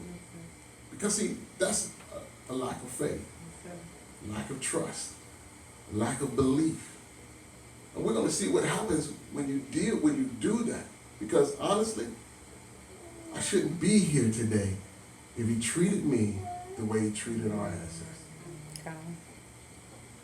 The Most High once told me something, and I'd like to share it right now. And it's about trying to fit in. He said to me, "Why are you trying to fit in when I made you to stand out? Hallelujah. We're supposed to be set apart. Come on. He didn't make us to fit in. Hallelujah. He didn't make us to fit in with the friends that we used to know and the family that we have. He made us to be set apart, to stand out, to be an example to others." Right. Just wanted to share that. Hallelujah. That was good. Read. Verse 4, and they said to each other, let us appoint a leader, and let us turn back to Mitzrayim. Let's go back to Mitzrayim. That's what I said. I'm done. I'm headed back. I don't know where I'm going to because I've been in the church all my life, but I mean, I'm not going forward here doing this. You're not going to Nineveh? I'm just not doing it. Continue. Then Moshe and Aharon fell on their faces before all the assembly of the congregation of the children of Yisrael. I can imagine my wife falling on her face praying, what have I gotten into? A man that has been called to preach, and then the joy that I had to see him stand up for the first time, and then he turns and says, I don't want no part of this. She probably cried to the Most High and wondered who she married. Continue. Verse 6. And Yahoshua, son of Nun, and Caleb, son of Yefuneh, who were among those who had spied out the land, tore their garments. Mm-hmm. And they spoke to all the congregation of the children of Yisrael, saying, the land we passed through to spy out is an exceedingly good land. This, look, pleading with the people as they're selecting leaders because they're trying to go back to Mitzrayim, and he's like, wait a minute. This is truly a land that is full of milk and honey. This is truly a good place. How many were pleading with me and I wasn't listening? Because I couldn't see the good that the Most High had for me. Continue. Verse 8. If Yahuwah has delighted in us, then he shall bring us into this land and give it to us. Mm-hmm. A land which is flowing with milk and honey. If he's calling you to something, if he's waking you up today, understand that he's got something good for you. He is delighting in you. All of us don't wake up with a sense of responsibility. If you're waking up and you have a desire to follow Torah, understand that he is putting a delight in you. To call me, when he called me, he delighted in me. But I was rejecting him because it was too difficult. It was too hard what he was asking me to do. Many of us are saying, I'm losing family members. I'm losing friendship. Mm-hmm. My job is talking about firing me because I won't come into work on the Sabbath day. This is hard. But he said, I want you to be set apart. I don't want you to be like the rest of the world. The things that I'm asking of you are beyond what the world is going to be able to understand. Because I need you to be a set apart people. He said that he is high above all other Elohim. And so you must be high above all other men. Because you are his representative on this earth. Be set apart like I'm set apart. You can't do this following their laws. We have to follow his laws. We can't do this following their statutes. We have to follow his statutes. Can't do it following the nation's right rulings, but his right rulings. Continue. Verse 9. Only do not rebel against Yahuwah, nor fear the people of the land, for they are our bread. Their defense has turned away from them, and Yahuwah is with us. Do not fear them. It basically said, I mean, it said we're so powerful because we have the Most High on our side that we'll eat them all up. It don't make a difference. It don't make a difference how big they are, how tall the walls are. Had I known this lesson and understood it when I was called, I could have said, you know what? No matter what he's asking me to do, no matter how hard it is, if I put my trust in him, then he'd work it out. My trust was in my own flesh. And I wasn't willing to learn the lesson. Now, yes, you hear me teach exactly like he told me to do. I go verse by verse, chapter by chapter.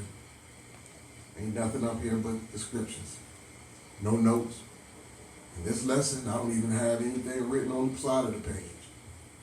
Why? Because eventually I came into my promised land. God. I came into my calling. But the only way that we're going to experience what he's called us to is that we persevere to the end. If we give up because it's too hard and the opposition is too great, then we never experience all that he has for us. Read. Verse 10. But all the congregation said to stone them with stones. Then the esteem of Yahuwah appeared in the tent of The appointment. glory of the Most High had to show because the people were about to stone the remnant. Those that were saying to put their faith in the Most High. Those that said to trust him. They were bent on going back to Mitzrayim, and they wanted to take out anybody that was going to get in their way. Most High had to show up. Continue. The esteem of Yahuwah appeared in the tent of appointment before all the children of Yisrael. And Yahuwah said to Moshe, how long shall I be scorned by these people? How long do I got to deal with these people? To deal with those that all they do is complain, not satisfied with anything. They're not willing to trust in him. They're not willing to put in the hard work to be able to accomplish anything that the Most High desires for them. Everything must be easy. Everything has to taste good. Sick of them not wanting manna. They don't have to work for it. They don't have to plant. They just get up in the morning and pick it off the ground, but they complain. Then they complained they wanted meat, and he fed them meat for months, and till it came out of their nostrils. They didn't even have to go hunt. They were tripping over quail. Right. Right. How long do I got to deal with these people? Continue. And how long shall I... Go ahead. Did their leadership not give them clear direction? The leadership was failing them. We can see in verse 9 where he gave them a roadmap. He told them, only rebel not ye against Yahuwah. So don't rebel. Don't rebel. Follow the instructions. Yes. Then he tells them, neither fear ye the people of the land, for they are bread for us. So in other words, Yahuwah's with us. Hallelujah. We got this. Hallelujah. He told them they don't even have any defense. Right. Just like Pharaoh's army didn't have a defense when the Red Sea swallowed them up. So there's not a lack of leadership on the part of the people that brought the good report. Although it's a remnant, because most of the leadership there was saying, let's head back. But those that he had called to give them strength, Moshe that he was speaking to face, Joshua, Caleb, Aharon, they were there to try to help the people focus in and to be obedient to the Most High. But they got to the point where they were ready to stone their leaders. They were ready to stone them.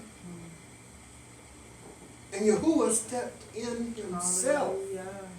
And the esteem of Yahuwah appeared in the tabernacle of the assembly before all of them, before all the children of Yasharal. And Yahuwah said unto Moshe, how long will this people provoke me? What's being said here? If you're not operating in faith, if you're operating in fear, then you're provoking him. Because if you're not with him, you're against him. And we have to understand that. There's a difference. Sure, we all get scared. We all get scared sometimes when we see a challenge. But the difference between those who made it into the promised land and those who didn't, they succumb to the fear and they begin to doubt. Fear and doubt is the opposite of faith. So we have to remember, Yahuwah said, how long will it be ere they believe me? Or in other words, I showed them. I told them, how come they don't believe me? For all the signs which I have shown among them. Remember, he just brought all those plagues upon the Egyptians. That's right. Every firstborn in every house of the Egyptians. There wasn't one house where there wasn't one dead. That's right. That's right, God. He brought all the plagues. And then Pharaoh said, all right, I can't take this anymore. Go. Go and serve Yahuwah. And how quickly have they forgotten what he did for them? And Yahuwah's expressing this. How long will it be before they believe me for all the signs which I have shown among them? We need to be careful that we never want to get into that place where we're not believing the Most High and we're not walking in faith. Watch what happens when we don't. And how long shall I not be trusted by them? Oh, With all the signs which I have done in their midst. How long this is why I tell people, miracles don't change a person's heart. We like to think, because those that hearts have already been changed, we say, man, yes, split the waters, and I'll believe, my faith will even be stronger. But that's because you already do believe. You already have faith. But those that don't have faith, that don't trust, that don't believe, no amount of miracle are going to get them there. It didn't get our forefathers there. Those that didn't make it in, it didn't get them there. They saw more than we've ever seen physically as far as miracles are concerned. And they failed. And they doubted. And they had a lack of trust. Continue. Verse 12. Let me strike them with the pestilence and disinherit them and make of you a nation greater and mightier than they. He's going to make a nation out of Moshe. He was like, okay, I'm done with it. If they don't want to trust me, they don't want to believe after all that he's done, then let's just take Moshe. We'll get rid of all of them. We'll send a pestilence and they'll all die. And we'll raise up a nation with you, Moshe. he was ready to disinherit them. So, would you say that you can lose the promise if you're not obedient? Is it possible to lose what you've been promised? We can reject what we've been promised. And that's what they were showing. They were rejecting the Most High. All of these things are promised, and there's promises that are yet ahead of us. But if we say like some, how long do I have to wait for it? Some are saying, we've been here 400 years. He hasn't delivered us yet. So I'm not going to wait on him anymore. I'm going to go my own route, my own way. It's not possible to lose the promise of the Most High. Understand that he's not a man that he should lie. That's right. He doesn't lie. So if he speaks it, It's going to come to pass. It's not a if, it's a when. It will come to pass. And that's what we have to, that is what faith is about. If he spoke it, it's going to come to pass. And we have to, Hamashiach said, man lives not by bread alone, but by every word that proceeds out of the mouth of the Father. So if the Father spoke this word like he did to Abraham, he was going to bring it to pass. And it wasn't an if, it was a when. When does he bring it to pass? At the appointed Until the appointed time. And we have to persevere to that time. Persevere to the end. So don't look around you. When Yahushua when it's expressed that how he made it through, how he endured all that he endured. It was the joy that was set before him. Not the present circumstances, but the joy that's set before him. That's what we hold on as strength, to be able to persevere through all of the chaos, all of the mess, all of the disappointments, all of the fears, all of those things, the doubts. We persevere because I'm looking ahead at the joy that is set before me. So even when he was in the garden and he said, so Father, if possible, can this cup pass from me? But look how he ended that. On a positive note. This is how we have to end it. Not my will, but thine will be done. That's right. So even though he expressed concern, if it be possible, let this cup pass from me. But yet, not my will, but thine will be done. That's the same posture we have to take. The same posture. Nothing different. The same posture. Verse 13. Moshe said to Yahuwah, then the Mitzrites shall hear it, for by your power you brought these people up from their midst. Look, if you make a kingdom or a nation out of me, the Mitzrites are going to hear. They're looking in.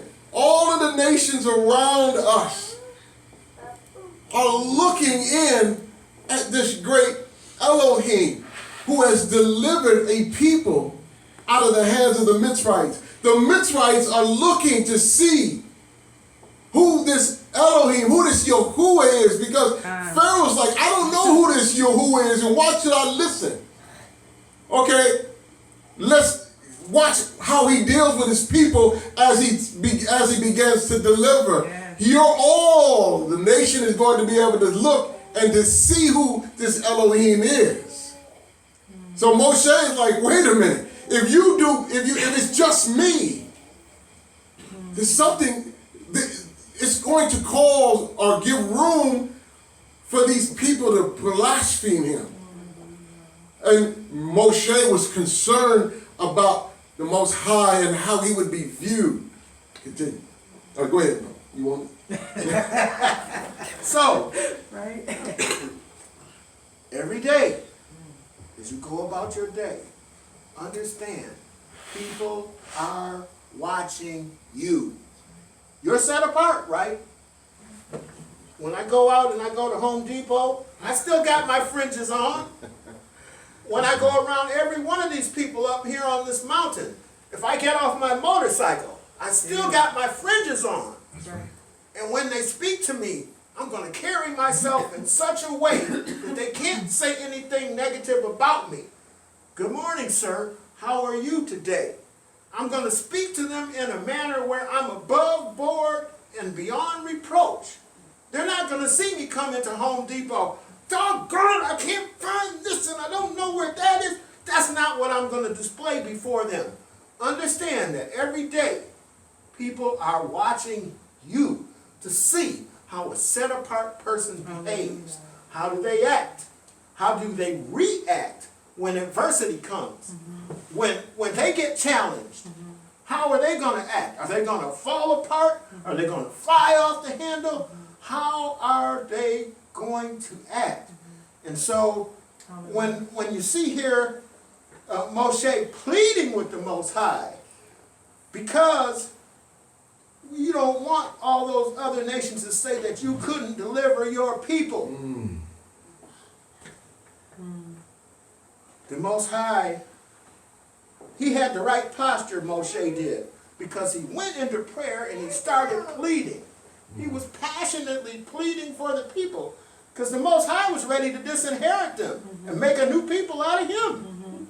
That's what we just heard. But he said his heart was for the people. And so he began to plead with the Most High. He began to reason with the Most High. Wow. He began to pray with the Most High. And as he did that, Hallelujah. the Most High began to act on their behalf. Hallelujah. Now, trust me, he was not pleased with what the people did.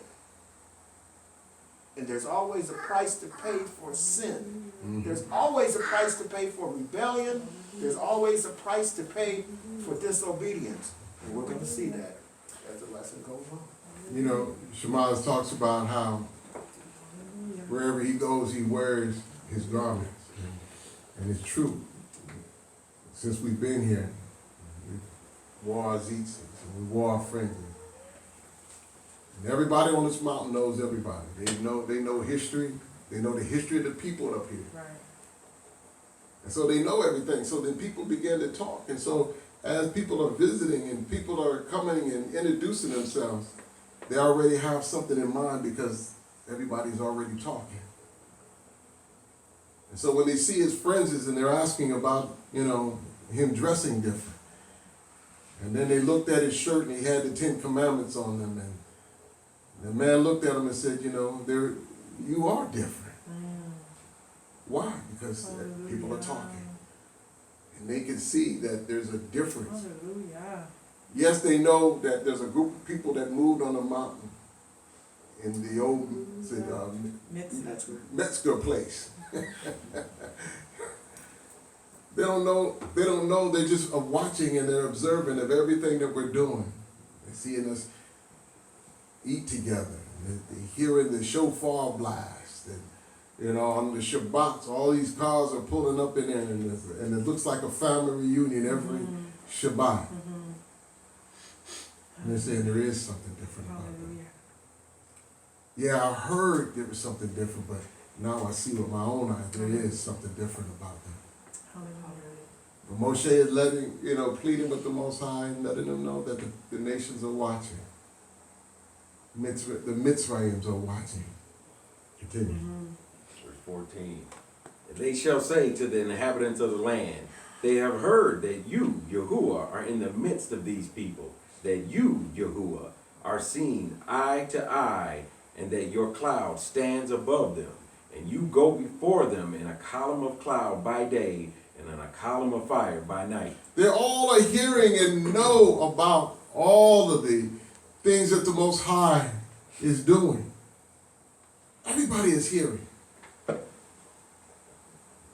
Even when they went in, we read the half Torah, you're going to see that as the spies went in to Jericho, they were spying out Jericho, and the prostitute was hiding, and she was telling them, we all have heard about how you destroy these other nations. We've heard about your Elohim. And not only did they hear, but it has caused all of us to fear. So they're all watching. They're all paying attention. They're all seeing, they're all hearing about these people that call themselves set apart. Living Torah, what does that look like? What does that look like?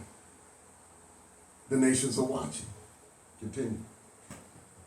Verse 15. Now, if you shall kill these people as one man, then the nations which have heard of your report shall speak, saying, Because Yahuwah was not able to bring this people to the land which he swore to give them, therefore he slew them in the wilderness. And now I pray, let the power of Yahuwah be great, as you have spoken, saying, Yahuwah is patient and of great loving commitment, forgiving crookedness and transgression, but by no means leaving unpunished, visiting the crookedness of the fathers on the children to the third and fourth generation. Please forgive the crookedness of this people, according to the greatness of your loving commitment, as you have forgiven this people from Mitzrayim even until now. Forgive these people. What are the people going to say? We have to be strong. How many people are we saying that we're here? Why we're here? We're not hiding why we're here on this mountain. We're not here just saying we want to grow some food and raise animals. But we're telling them we're salt. We're a people that are set apart and live in Torah. So they're watching. Moshe was pleading to the people, pleading to the Most High, saying, yeah, what, you know, they're going to say that you couldn't deliver your people, that you weren't strong enough.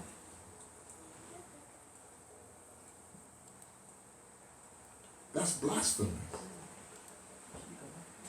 We all should be concerned about that. So I know that he's going to make this work. I know that whatever he's called us to do, that he will work that thing out, no matter how difficult it is. And this is what gave me the courage to be able to come back and to say, you know what, I will do what you asked me to do. You want me to teach, then I'll teach. I'll be different from everybody. I won't entertain. I won't get up there and squall and get everybody jumping and shouting. I'll just teach, because this is what you want from me. It'll make a difference how difficult it is, and I'll learn how to go verse by verse, chapter by chapter. I'll learn how to trust that you'll give me what to say without notes. It was a hard journey. Most of us, we get up, and even when we have notes, we're shaking like a leaf because we have to speak in front of people. It is said that that's one of man's greatest fears, to stand in front of people and have to say anything. But to trust that the Most High is going to give me to say it, I had to learn how to do that. It was a walled city. Believe me, it was a walled city. It was a giant that, because I wasn't one. I was a shy, introverted kid growing up. I didn't like even doing the Easter speech when I was a kid. But here I'm being told to get up and speak. And don't get up there with a note. Don't even study to preach, but just get up and speak and say what I tell you to say. Took many years to learn how to do that. But because I told everybody that this is what he has told me to do, I was trusting that it was going to be successful. And that somewhere down the line, somehow, I would be able to do this thing that he's called me to do. Just like our forefather, somehow, he's got to get these people into the promised land. Somehow, even with their lack of faith, their lack of trust, Moshe is pleading, you have to get these people there, because this is what all the nations know that you have said you were going to do. And to back away from that, they will blaspheme against you to say that you weren't able to deliver us. Continue. Verse 20. And Yahuwah said, I shall forgive according to your word. According to what? Your word. According to Moshe's word, he forgave. He answered Moshe's prayer. Continue. Verse 21. But truly, as I live, and all the earth is filled with the esteem of Yahuwah, for none of these men who have seen my esteem and the signs which I did in Mitzrayim and and in the wilderness, and have tried me now these 10 times, and have disobeyed my voice. So there is a price for disobedience. There's a price. There is a price for rebellion. Remember, these are the same people that were going, where would to Yah that we had died in Egypt. Would to Yah that we die out here in the wilderness. Now, look how Yahuwah is responding to them when he's saying, all the miracles I did, I showed them my esteem, I showed them my glory. And all these men which have seen my esteem, my miracles which I did in Mitzrayim and in the wilderness, and have tempted me now these 10 times. You think he's keeping score? He just told you How many times? how many times, and have not hearkened to my voice. Ooh. They spied out the land. They went to see whether or not he was telling the truth. And they came back with a good report, but they came back with a lack of faith and belief. Understand that when he has called us to do something, when he has given us a promise, when he has said that I'm going to do this thing, and then we turn around and not trust him, that's an evil thing, and there is a price to pay. There's a price to pay. Read on. 23. See, disobeyed my voice, shall see the land of which I swore to their fathers, nor any of those who scorn me see it. But my servant Caleb, because he has a different spirit in him. Why? Because he has a different spirit in him, Hallelujah.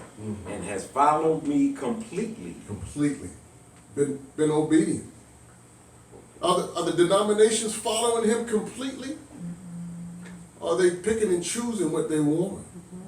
Are they making up fables and stories to be able to say, how do they even come up with the laws done away with? When the very Messiah that they say or claim to believe in said, don't even think that I'm coming to do away with this. So there's a formula here. I don't know if you all picked up on it, but it's a formula regarding Caleb. Caleb was 1, a servant of Yahuwah. 2, he had a different Ruach. He had Yahuwah's Ruach on him. And 3, he fully followed him. So understand this. You can be doing 1 and 2. You can be a servant of the Most High. You're trying your best to serve him. Every day you're trying to keep the commandments. You have his Ruach upon you. But are you fully following him? You have to have all 3 of these to make this equation work. 2 of them is not enough.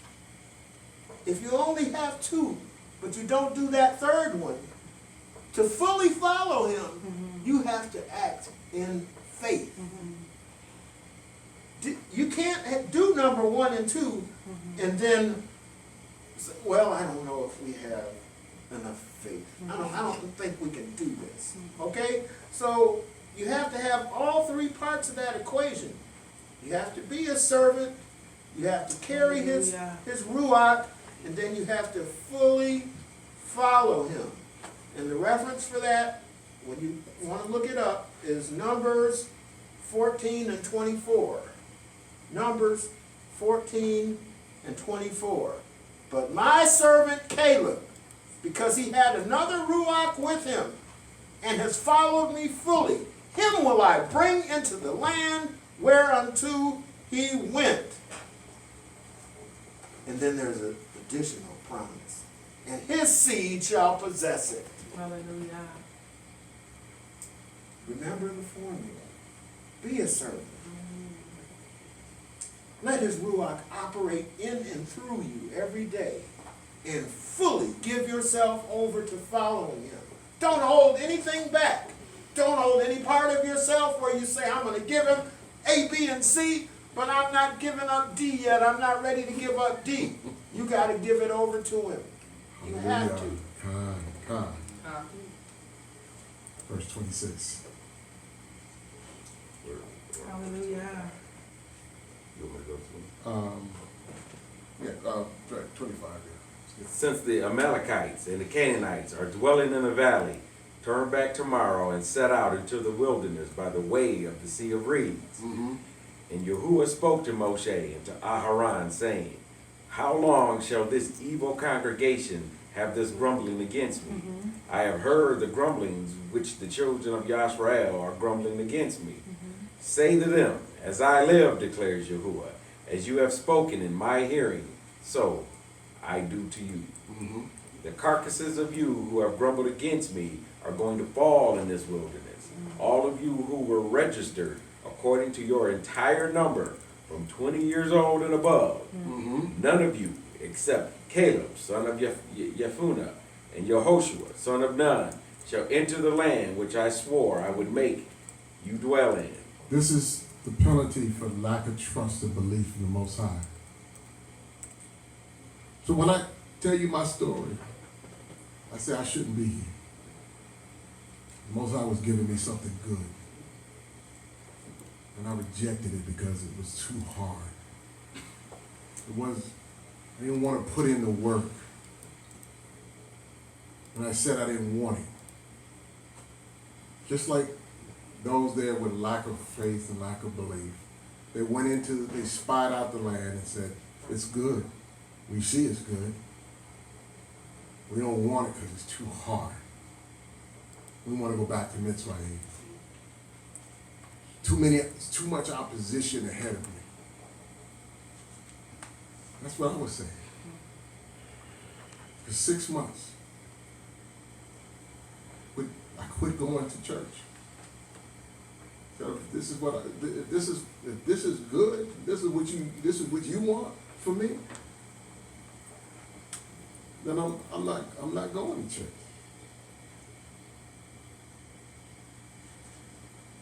I shouldn't be here. Because he didn't allow our forefathers to do that. But yet he had mercy upon them. This is why we have to be careful. God, what good is he showing you that you're rejecting today? That you're saying, I don't want part of it because it's too hard. It's too much opposition. The city walls are just too high. There's too many warring nations around. There's giants in the land. All of this is opposition. All of these things are things that you have to go through to learn and to grow. But are we saying I don't want it because it's too hard? I don't want your good that I know, that I've claimed, that I've said was good. Because it's too hard. Check our hearts. Check our hearts and our Ruach. Let's do like Caleb did and Joshua. To follow him completely and to put all of our hope and our strength and our faith in him for whatever it is that he's asked of us. Hallelujah. To be able to carry us through. Hallelujah.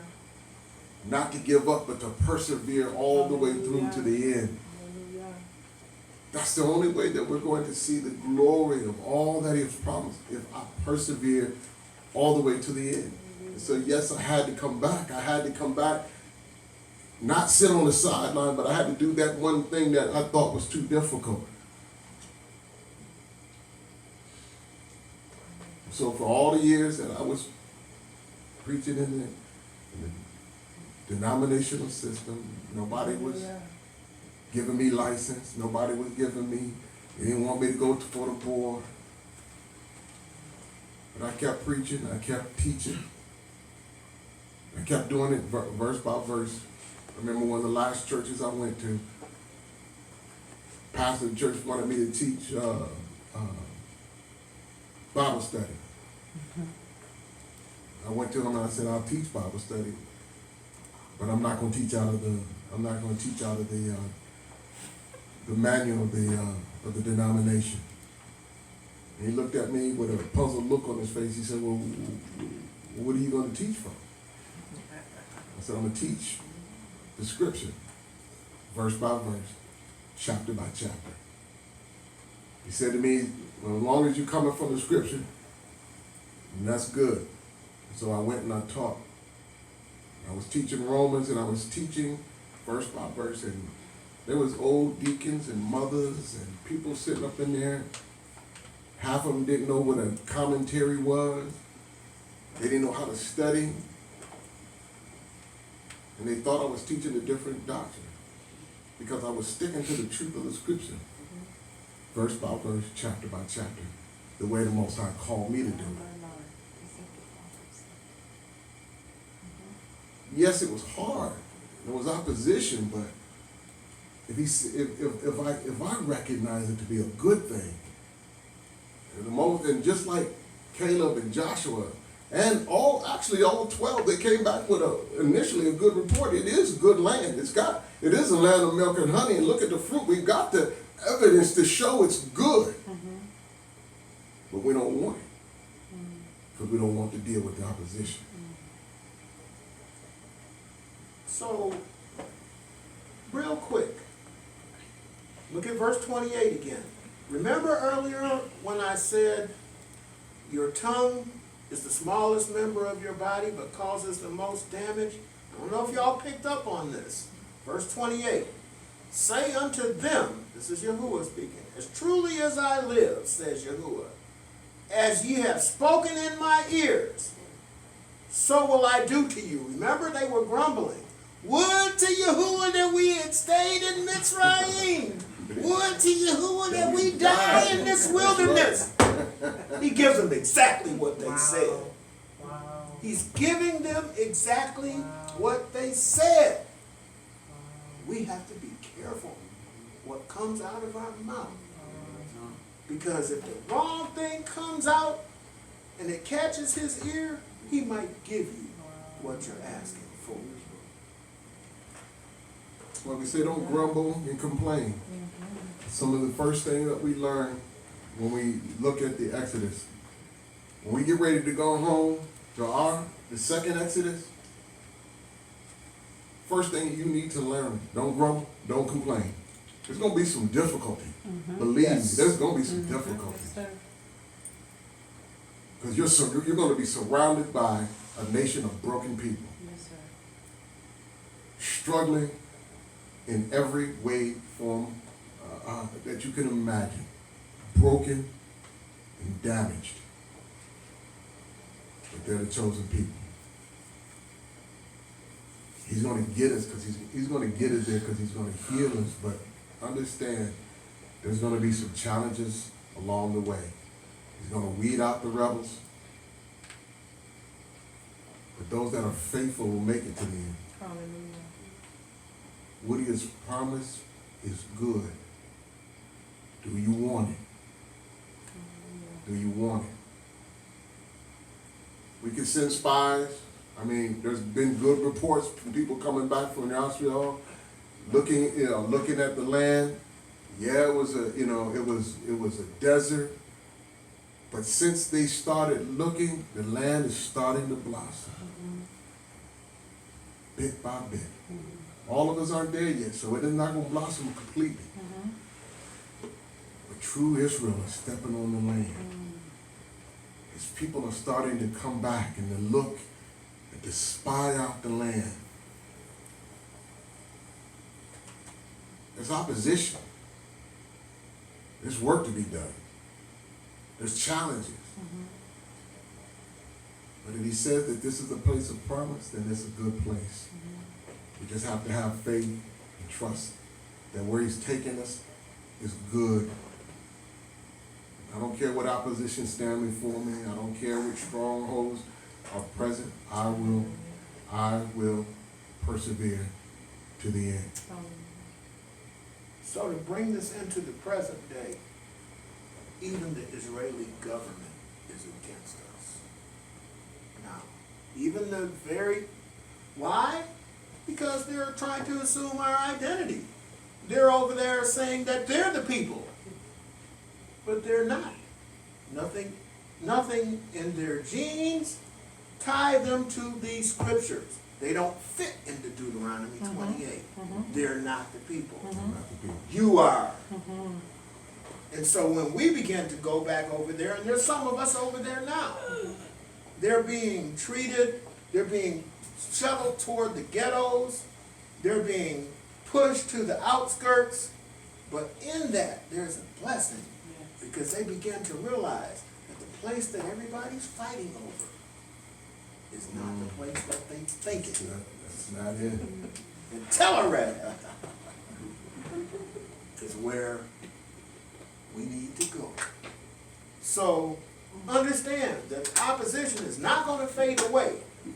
Hamashiach said, "You will be hated of all men for my name's sake." So this is for our generation too, not just for everyone that passed. You wonder why people don't like you because you're set apart? You will be hated by all men for my name's sake. You wonder why you're not fitting in? You will be hated by all men for my name's sake. You wonder why things just don't seem to be working for you. He already told us. And the opposition is not getting smaller. Like the giants, the opposition is getting bigger. That's right. And so, what is the lesson for us? We have to grow in our faith. We can't stay where we are. We have to grow. Because if we stay where we are and we expect things to be changing, it's not going to happen. If we keep on doing, when we begin to operate in the power and the might of the Most High, that's when you're going to see things start to change. Why are we on this mountain? Because we're rebuilding our faith. Why are we studying this word? Because he's beginning to build us up in the places that we've been torn down. Hallelujah. In the places where the slavery has done the most damage to us internally. Yes. He's beginning to build us back up again. And he's beginning to restore everything that the enemy has stolen. Oh, So what is our response to that? we will obey. Operate in faith, Hallelujah. not in fear. Hallelujah. We have a comment online. Is that okay? Leode. We as a people reject his blessings and welcome the curses that come from disobedience. His blessings are laid out in the first 14 verses of Deuteronomy 28, but not all of us look at those as blessings. All of us don't want kids, land, and livestock. We see the nations hate Yahuwah and look at him as an enemy, but we choose to befriend them. We don't want them to hate us. We want them to accept us. So we reject him and his Torah and look toward the nations for instruction. We look for blessings from the nations and their deities instead of Yahuwah. That's powerful. It's powerful. Because you have to understand that when we tie ourselves to another nation, we are rejecting the Most High. So we don't pledge allegiance to this nation. I don't have to worry that I'm going to fall, to fall, into lawlessness with the nation, because I follow his right rulings. His right rulings and laws are higher than all the nations of the earth. So I don't have to worry that I'm somehow, because I say I don't pledge to this, that I'm going to somehow be a rebel in this nation. I'm only a rebel in this nation because I serve the Most High. Because they reject him. I don't want to eat like they do. Tired of dressing like they do, because they like to put symbols of their mighty ones on their clothes. I don't want to wear their clothes. I don't want to eat their food. I want to raise my own, because I see the way that they treated their animals, shooting them up with steroids, abusing them all the way to death, and then they want to turn around and eat it. No, thank you. I want to follow his dietary laws. I want to grow my own foods, because I don't want the foods that they grow, because they like spraying all kinds of stuff on it that causes all kinds of sicknesses, disease. It even causes confusion because it starts to mess with your mind. So I'm following you. I don't have any place else I want to go. I don't know any place else to turn. We in this nation, we've tried everything to be part of this nation, and we've been rejected on every side. And so there's one thing left to try, and that's to be obedient to his laws, statutes, commandments, Yes, sir. as we were instructed at the base of the mountain. Yes, sir. That's where I put my hope in. That's what I put my trust in. It's where my faith lies. Yes, sir. And I'm not turning back towards Mitzrayim, towards Babylon, towards any of these nations that have abused us and have put us in captivity and has held us for all of these many, many years, over and over again. I trust Yahuwah. Hallelujah. I trust Yahuwah. And I stand for his right rulings. And I will guard them with my whole heart and all that I have. Continue reading.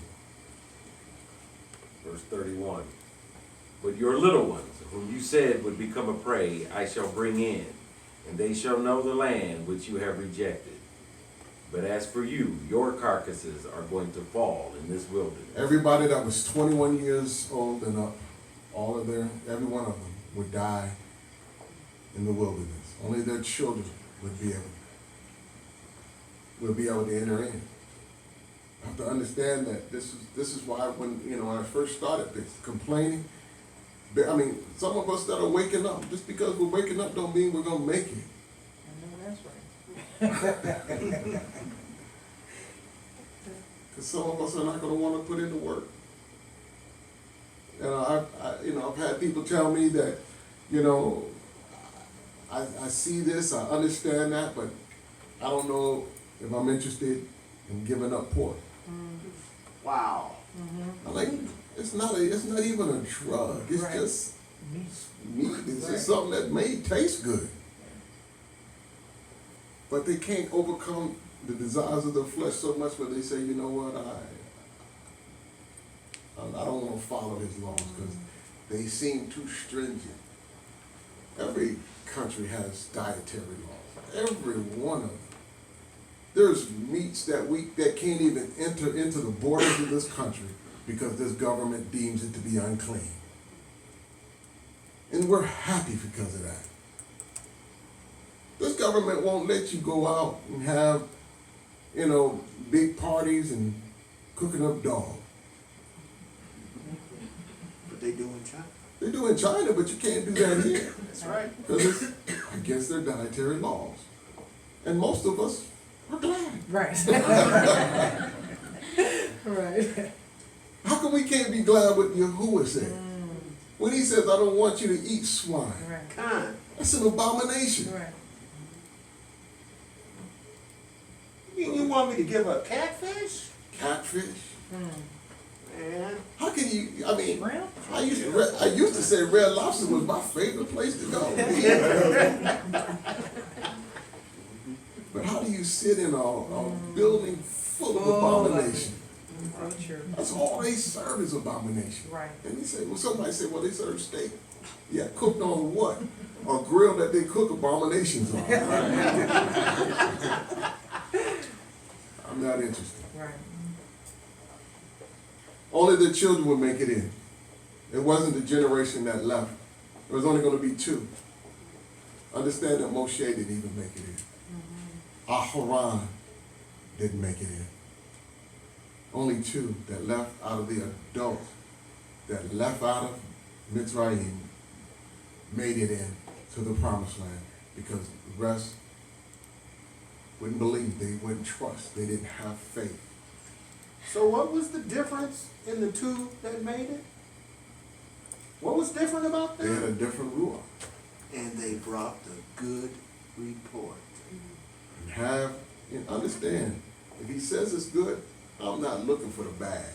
Kind. I'm not looking for how hard it's going to be. I'm done with that. Like I said, I've learned my lesson. When I thought that what he was calling me to do, what I admit it was good from the beginning, and when it became too hard, I said I didn't want it. I said, that was my one time. I'm not doing that again. I look for the good. If he said that this is where I want you at, then all I want to see is the good. If the opposition comes, it can't. Let it come. Opposition will always be there. When Job had opposition, it wasn't because he was sinning, but the accuser came and wanted to have way with him. But he stood fast. I'm not going to look at the opposition. I'm not going to look at what I'm going through. I'm not going to turn away from serving the Most High, but I will stand firm in my faith all the way up to that. Through that. Only the children made it in. Because the children grew up and they saw, heard the stories of the miracles, the wonders. They heard the voice of the Most High. They were willing, as they grew up, to believe. They were the ones that went in and found victory after victory after victory as they took the land that the Most High had promised their forefathers. Continue. Verse 33. And your sons shall be wanderers in the wilderness 40 years, and shall bear your horns until your carcasses are consumed in the wilderness. He called it whoring. Bear your whoring. He uses strong words. When you don't trust him, you don't believe. When you go after other mighty ones, he says that's whoring. To even look in their direction, that's whoring. And you're gonna pay that price for that. They would wander in the wilderness for 40 years until they all dropped, till all of their carcasses were buried there. Continue. 34. According to the number of the days in which you spied out the land, 40 days, a day for a year, a day for a year. You are to bear the crookedness 40 years, and you shall know my breaking off. Okay, hold. So, we heard earlier that he visits the iniquities of the fathers on the children to the third and the fourth generation. And so we see right here in verse 33 that he says, only the children under a certain age made it in. And the two people that brought the good report. Okay? And then he says, and your children, this is the price that was paid. Even the children had to wander in the wilderness for 40 years. What? A year for each day. Did you catch that? They're going to bear your whoredoms until your carcasses be wasted in the wilderness. And then in 34 he explains it. After the number of days in which ye searched, Aleph of the land, even 40 days, they had to wander each day for a year. So they had to wander 40 years for the 40 days that they mumbled and grumbled and were defiant. Their children had to pay the price. So, what is that? What's the takeaway from that for us? We want to make sure that we bring our children up in the fear and admonition of Yahuwah in Torah. Because we don't want our children to have to pay the price for our missteps. Yes, sir. Ooh, that is a concept that is just hard to get your mind around. But he's laying it out for you right here. We need to be obedient. And not whine, murmur, complain. We need to be obedient. That's just the bottom line. Yes, sir. Continue. 35. I am Yahuwah. I have spoken. I shall do. Hold up right there. He says, I am Yahuwah, I have spoken. This is it. My word is gone out. Now, you know, often when disobedience happens, and we hear, and we know that we're gonna be punished. How many of us, when we were kids, would get ready to get a whooping, we're like, I'm not gonna do it no more. But mom or daddy said, you know, that's it, you get a whooping. And you know that that's coming. But you all of a sudden now want to be good. You all of a sudden want to do the right thing. I won't do that no more. And you I won't do no more. making all kinds of promises that if I can, you know, that if we can forego my punishment, forego those things that you told me would happen, that somehow I would be better off. I would know, you know, I would be good from this day forward. We've been doing this for a long time. All our lives. Read. 400 years. I am Yahuwah, I have spoken. I shall do this to all this evil congregation who are meeting against me. In this wilderness they are consumed, and there they die. Mm-hmm. And the men whom Moshe sent to spy out the land, who returned and made all the congregation grumble against him by bringing him an evil report to the land, even those men who brought the evil report about the land died by the plague before Yahuwah. Mm-hmm. Of those men who went to spy out the land, only Yahoshua, son of Nun, and Caleb, son of Yehunneh, remained alive. And when Moshe spoke these words to all the children of Yisrael, the people mourned greatly. They knew they made a big mistake. They knew they crossed the line. They saw the anger, saw the disappointment in the Most High because they wouldn't believe. Are we experiencing that? Are we understanding that when we refuse what the Most High said is good and say it's evil, that, just because it's hard, because it's too difficult, understand that, you know, that's not where He wants us to be at. And so they began to see, they began to understand. They heard the words. They know that now that none of them are going to make it in, that they're all going to die out there in that wilderness. Continue. Verse 40. And they rose up early in the morning and went up to the top of the mountain, saying, See, we have indeed sinned, but we shall go up to the place which Yahuwah has spoken of. So now I want to do it. Now that you know you're about to die, Right. Now I want to get right. Right. Because I've been told now that I can't go to this promised land. Right. That we're going to die out here in this wilderness. Okay, I want to do right now. I want to do good. I'm sorry. Right. Continue. 41. But Moshe said, Why do you now transgress the mouth of Yahuwah, since it does not prosper?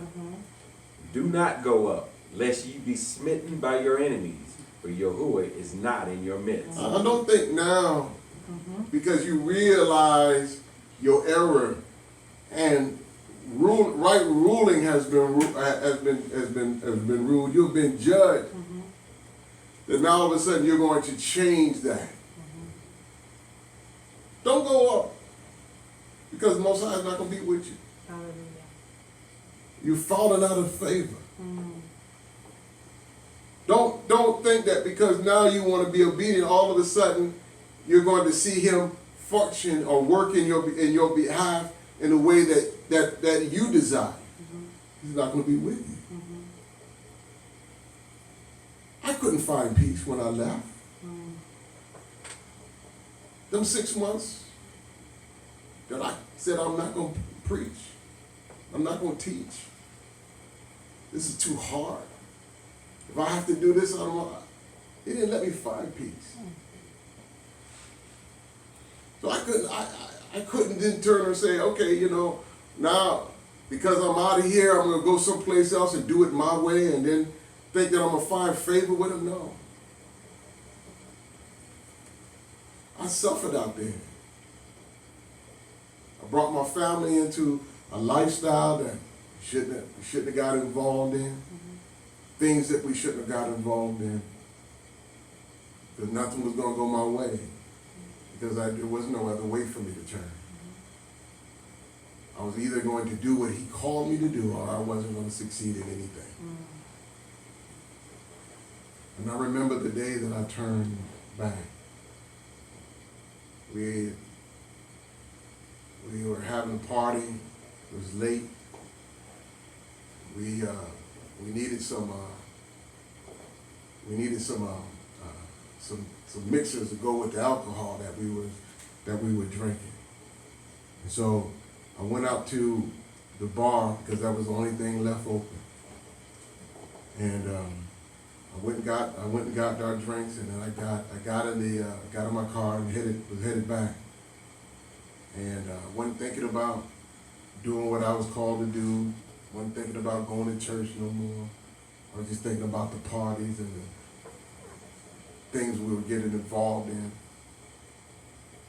And I saw somebody walking on post. I was in the military.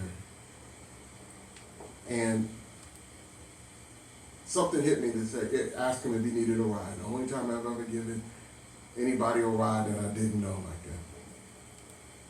I pulled over and I rolled the window down and I said, "You need a ride?" And he said, "Yeah." And so we hopped in and we just started chit-chatting about the day, not talking about anything significant or anything. When I get to where I had to drop him off, he opened the door to get out, and he got out the car, and he was getting ready to close the door, and he stopped, and I looked, he put his head back in the car, he said, "One day you're gonna be a preacher." And at that point, I realized I couldn't run from the Most High. Because I didn't have a conversation to him about the Bible, about anything. I was just leaving the bar. I don't know where he came from, but I know I was just leaving the bar. And somehow the Ruach moved in him to speak what the Most High needed to speak to my heart, to get me back on track. I asked for forgiveness, and I sat down with my Isha, and I confessed my sins to her, that I pulled her out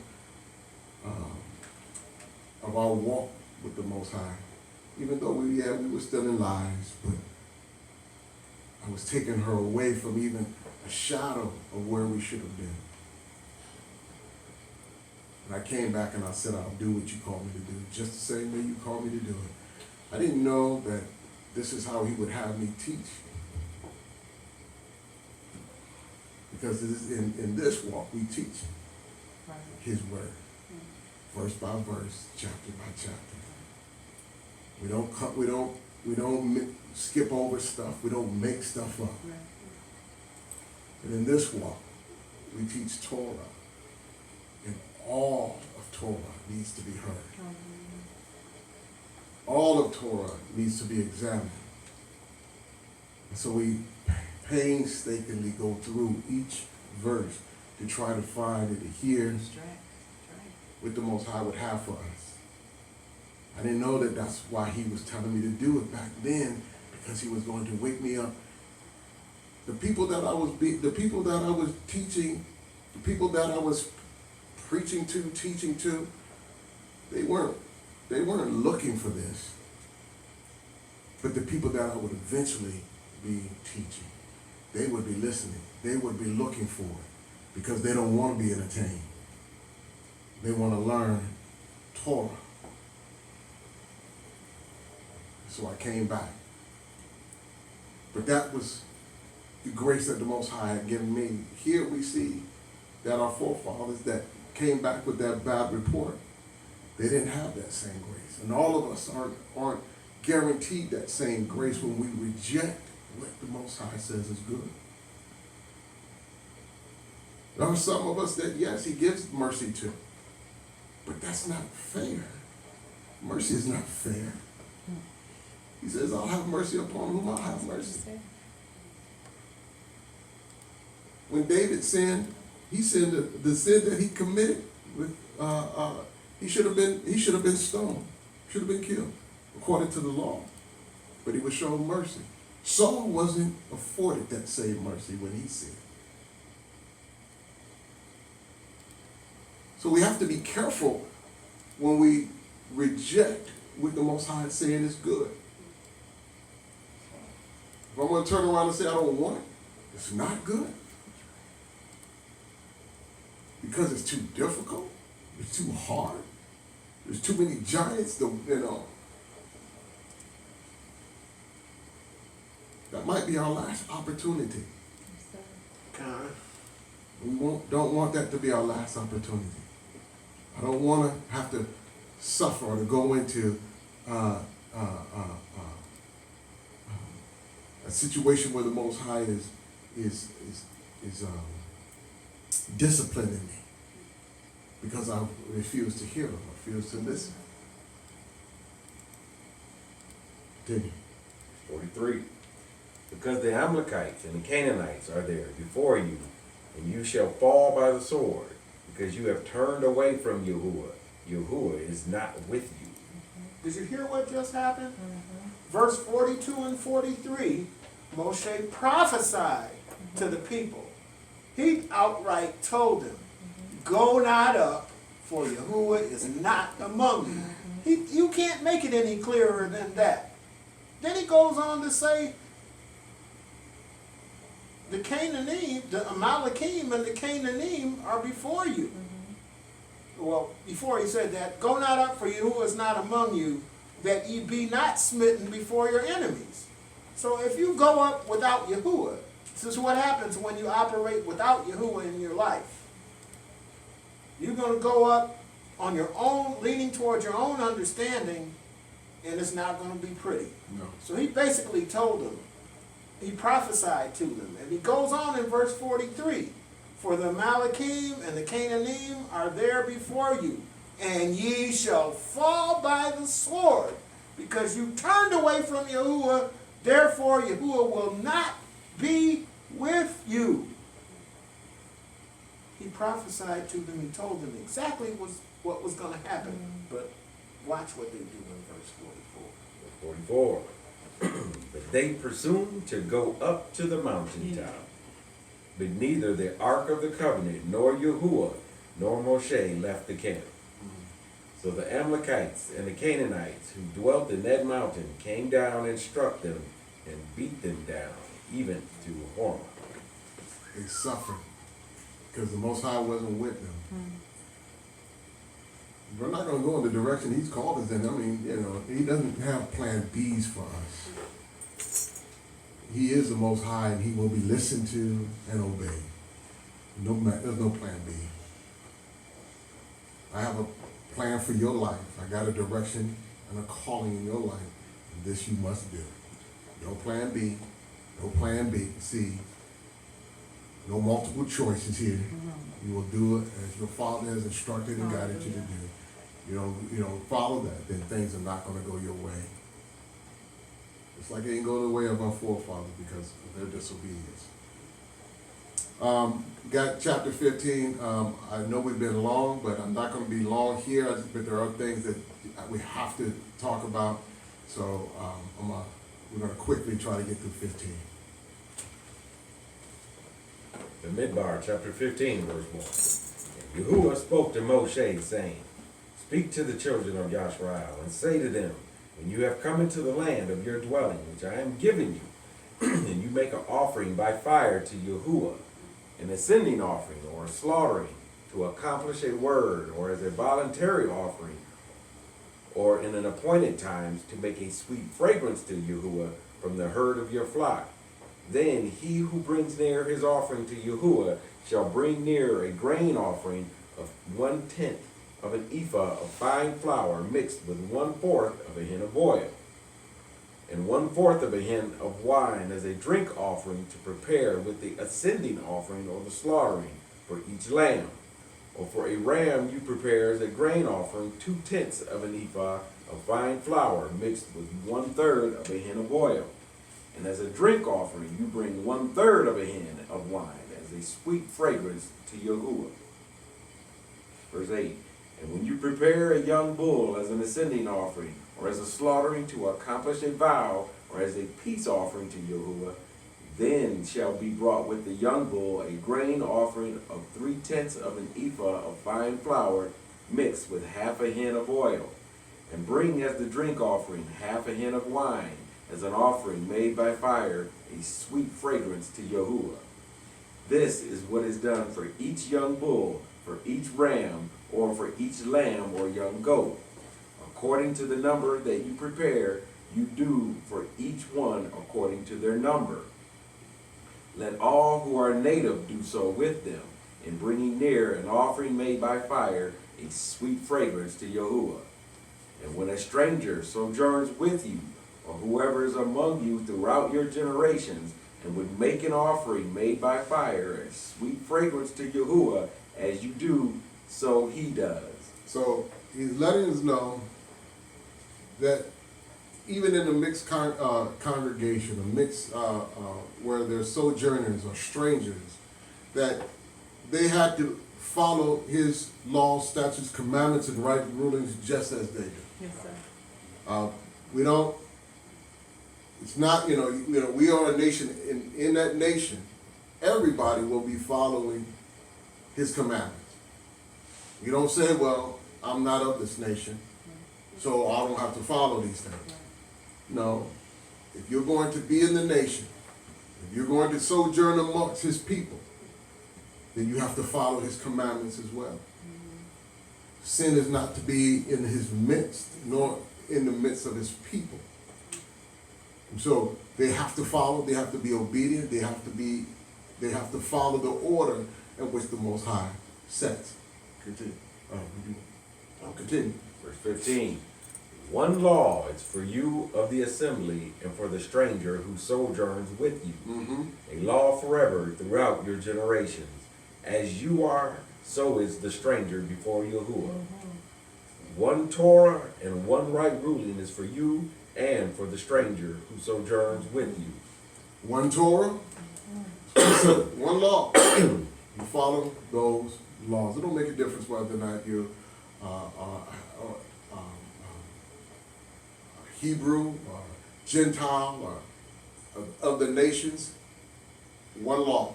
If you're going to sojourn, you're going to be in the midst of Yahushua, then you will follow his Torah. Continue. Verse 17. And Yahuwah spoke to Moshe, saying, Speak to the children of Yasharal, and say to them, When you come into the land which I bring you, then it shall be, when you eat of the bread of the land, that you present a contribution to Yahuwah. Present a cake of the first of your dough as a contribution of the threshing floor you presented. Of the first of your dough you are to give to Yahuwah a contribution throughout your generations.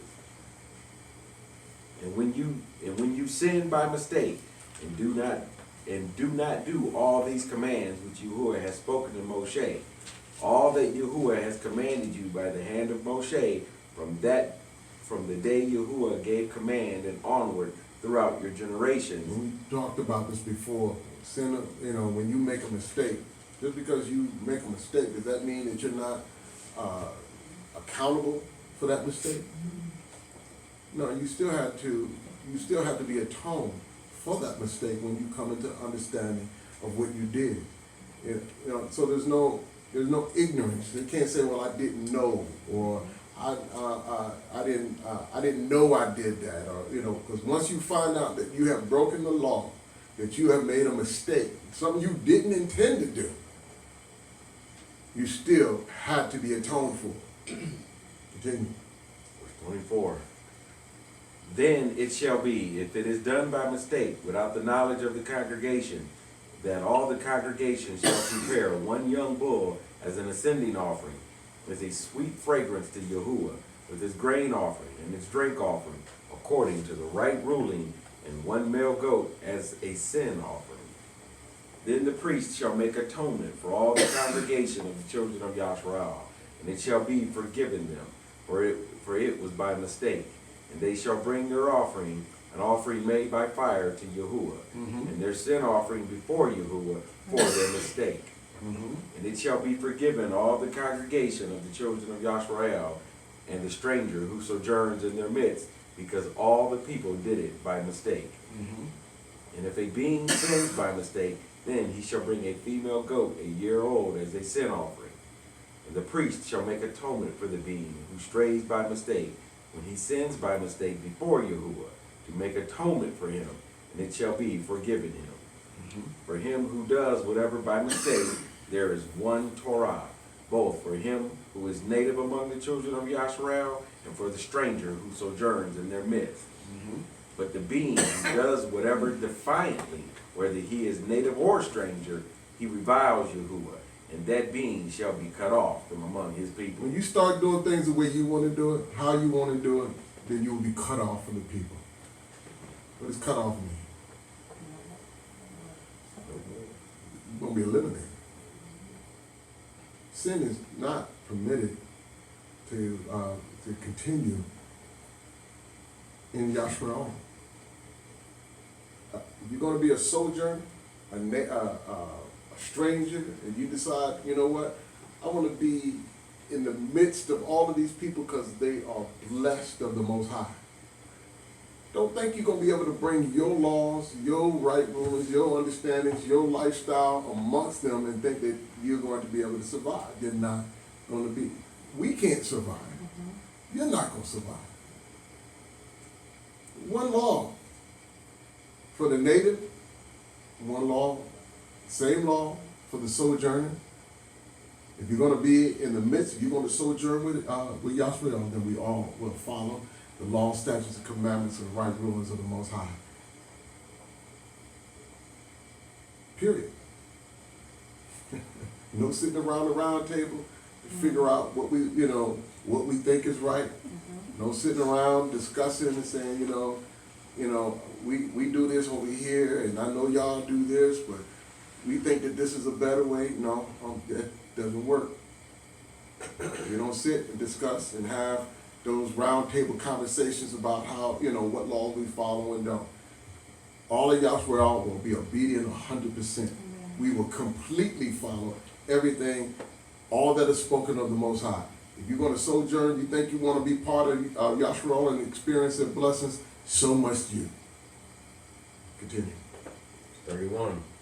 Because he has despised the word of Yahuwah and has broken his command, that being shall certainly be cut off. His crookedness is upon him. And while the children of Yasharal were in the wilderness, they found a man gathering sticks on the Sabbath day. And those who found him gathering sticks brought him to Moshe and to Aharon and to all the congregation. And they put him under guard, because it had not been declared what should be done to him.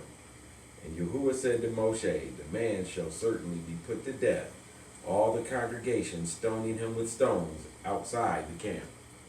And all the congregation brought him outside the camp and stoned him with stones, as Yahuwah commanded Moshe, and he died. Did he make a mistake?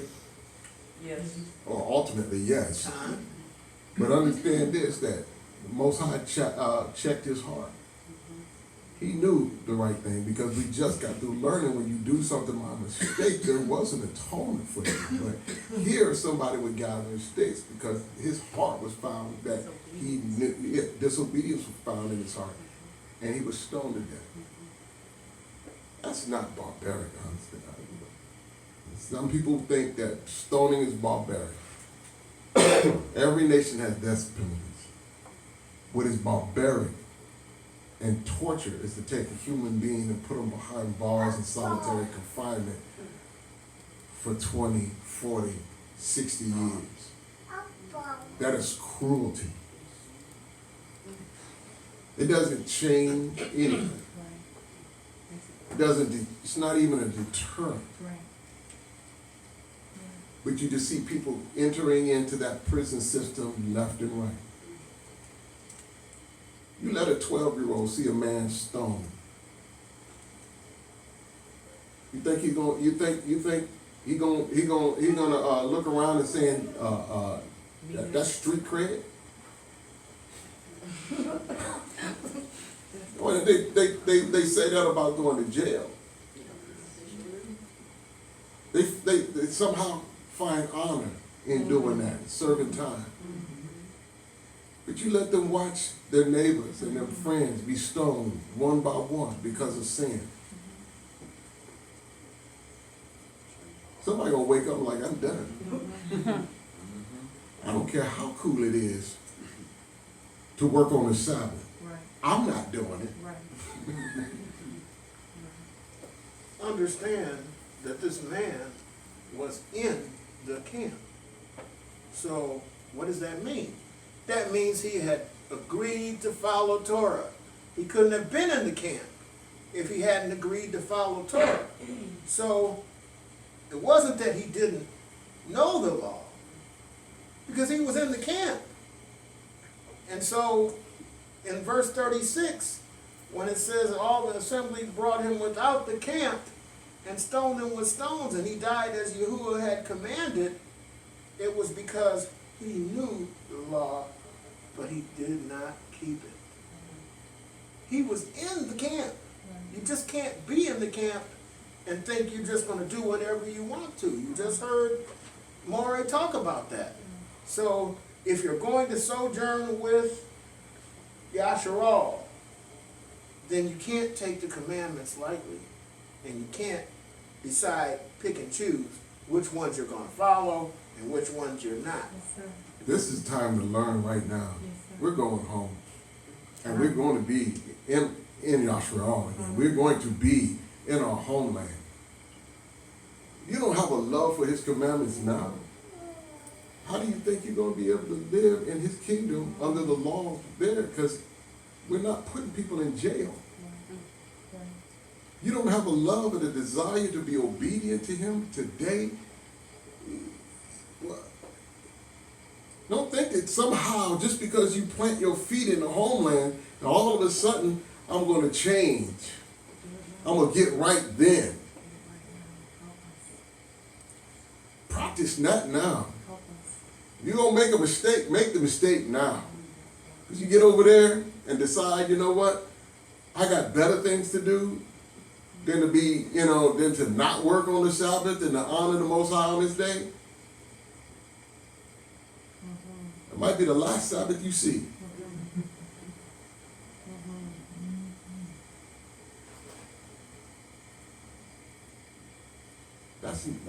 That's for the good of the nation, y'all. Hallelujah. Because the little ones that are around us need to understand the seriousness of being disobedient to the Most High Elohim. It's not to be played with. It's not a joke.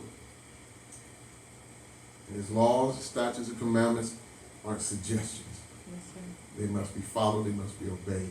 And we are covenant people, people that are are in covenant with him, that we would live for him and obey him throughout all of our generations. And those that do not will be punished because of so. Continue. 37. And Yahuwah spoke to Moshe, saying, Speak to the children of Yasharal, and you shall say to them, Make tzitzit on the corners of their garments throughout their generations, and to put a blue cord in the tzitzit of the corners. And it shall be for you, and it shall be to you for a tzitzit, and you shall see it, and shall remember all the commands of Yahuwah, and shall do them, and not search after your own heart or your own eyes, after which you went whoring, so that you remember and shall do all my commands, and be set apart unto Elohim. I am Yahuwah, your Elohim, who brought you out of the land of Mitzrayim to be your Elohim. I am Yahuwah, your Elohim. We wear these fringes, tzitzis, because they are reminders. Like I tell people, like a wedding ring, that people look at you and they say, okay, you're committed to another individual. They see your tzitzis and they know that you are committed to following the law, statutes, commandments. It's a reminder to you. It's also a sign to all those that see that you have made a commitment. Whether you are native born, stranger, or sojourner. These are the laws that we follow, that we may be pleasing and that we may be a light and an example to the world. And yes, people ask all the time about your tzitzis. your fringes. One of the places we gone to the most is why, Shemoth was mentioned in Home Depot. It's stuff that we're, getting for the house and for the land. We in Home Depot, it seems like weekly. And people are stopping us because they see ZZs. They're stopping us and asking us questions because we wear fringes. People, and so people want to know what do they mean? Why do you wear them? But it identifies you.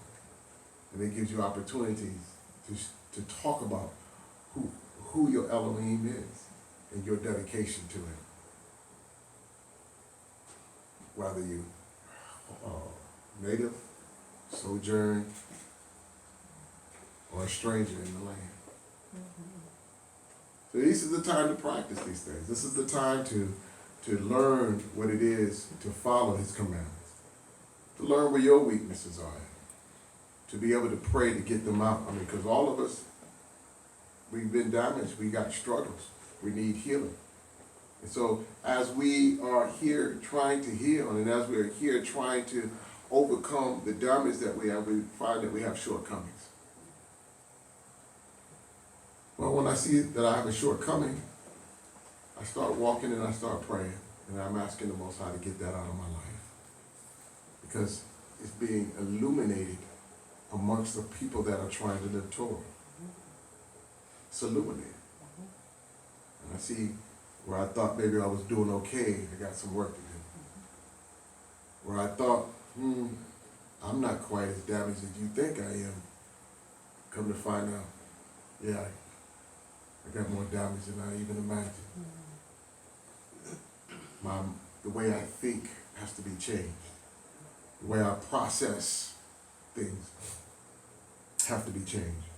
How I handle conflict has to change. Some of us are going to find out that we don't even love like the scriptures say we love. And you may not have had to love anybody but your Isha and your children. Now you have to love a whole community of people. That might be difficult. But you may not ever realize that until you say, you know what, I'm going to do this thing that the Most High has called me to do. And when I find out that I don't have the tools and I'm not equipped and I've not learned how to do this thing, I'm not deceiving myself anymore. And you pray to the Yahuwah and say, I don't know how to love. I thought I knew how to love, and I don't know how to love.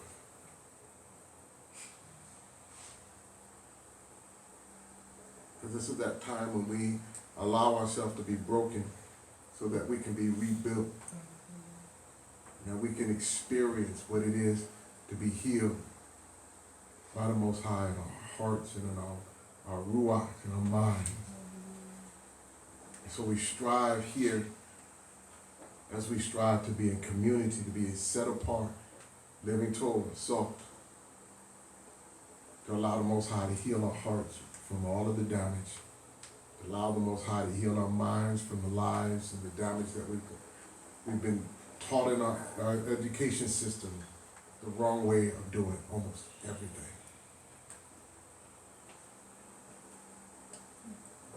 So we have to learn all over again. So this is it.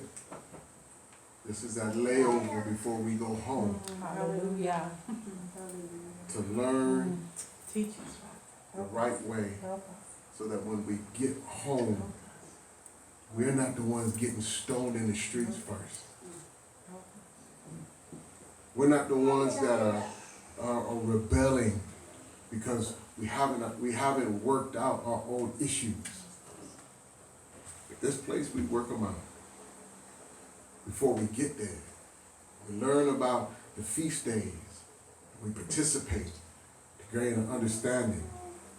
We let go of the Babylonian system and take on a whole new way of living, a whole new national identity. Yahushua.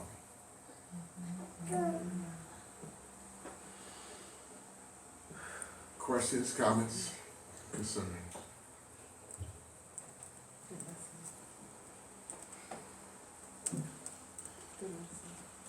again, that was great. That again, Good once lesson. again. Torah is great. To come back to this, we find things that we thought we knew and didn't know. We find a source of our foundation where we can find strength to be able to withstand and overcome just about anything. But it's right here, and we have to have a desire to live it out. Those that want community, you feel that drive in your heart, and you know that this is what the Most High wants from you. It's not necessarily this community, because this community is going up all over the place, because the Most High is calling His people to gather. But whatever community He's sending you to, understand that He's not sending you someplace because it's not good. If He sends you someplace, it's because it is good. So when you get there, understand that just like when the spies went across to spy out the land, they found, yes, it was good. But understand that there's going to be opposition. There's going to be challenges. There's going to be areas in your life that you know that you're going to find that you're broken. I just didn't know I was broken. I didn't know that I couldn't see clearly. Because so much was I was drowning in a cesspool of the nations around me. Couldn't breathe good air, couldn't drink good water. I couldn't hear good word. But because He's sending us home, He's giving us all of these things. He is sending us to a place that we can heal from. Heal. That we can accomplish something far greater than we can accomplish on our own. But let's not mistake, this is not home. This is a beautiful, the Most High has given us a beautiful property here. It is amazingly Yes, beautiful. sir, it is. It is not home. But it's not home. This is just a layover. Passing through. We're passing through.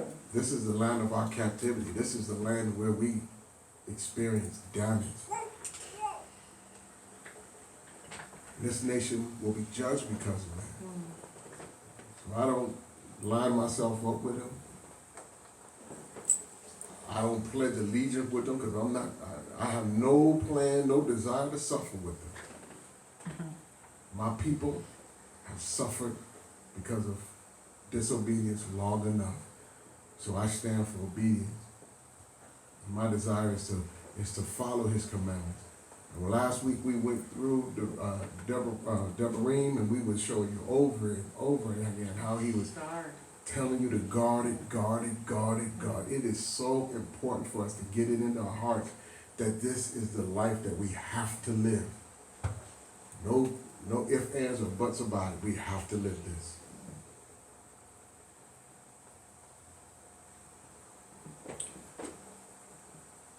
Any online? There was a comment online, Leo Day. They cried, but He gave them the desires of their heart. Wasn't nothing in Mitzrayim but death and bondage for them. We've been deceived to think our options are endless. Not so. It's Yahuwah or death. Who are that? That's good. I don't have no other option. I'm not looking for no other option. Nowhere else to go. It's Yahuwah or death. Yeah.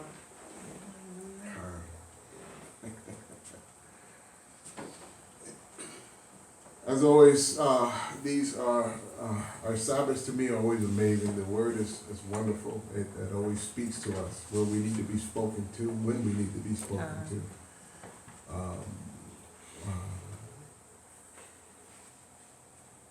So we have to grow. We have to allow ourselves to be in that place that the Most High wants us at. And here, as we come together, eat Shabbat, and we study, and then afterwards we fellowship and we talk about those things that the Most High is speaking to our hearts. we eat together. We eat of the word first, and then we eat a meal together, and just enjoy the Sabbath. And I look forward to that. I look forward to having conversations with you all.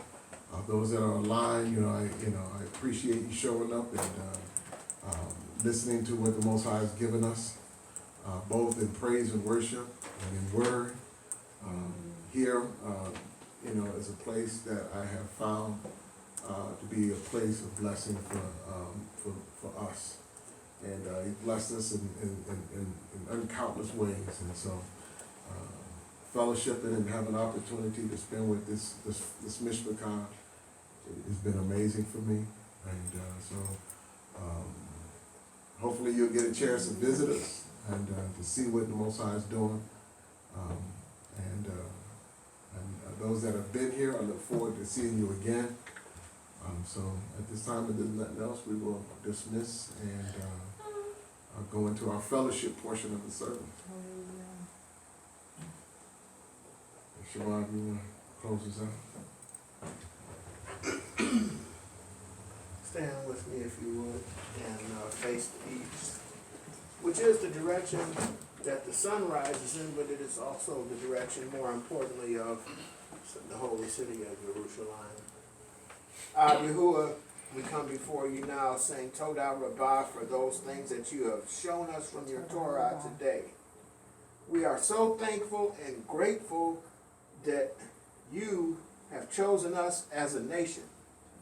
Help us to do well in the areas where our ancestors fell short. We ask that you would lead us and guide us in your ways, that you would continue to have mercy upon us, that you would help us to understand who we are in you, who you are to us, Hallelujah. and how you want us to proceed. Because we know that our time here is drawing to a close. And so we ask that you would help us to be that example, that you would help us to be salt and light as we go out into our weekly duties that we have to do. And when the other nations see us, help them to see our good works. Hallelujah. And esteem you in Shamayim. Hallelujah. As always, we ask all these things in Hashem Yahushua, who is our Mashiach, our high priest, and our king. Hallelujah. We say Todah Todah.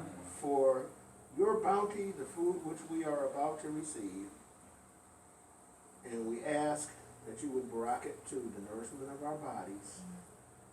In Hashem Yahushua, and we pray that you would sanctify it and purify it in that same name. Hallelujah. Amen. Hallelujah. Hallelujah. Hallelujah. Hallelujah. Hallelujah.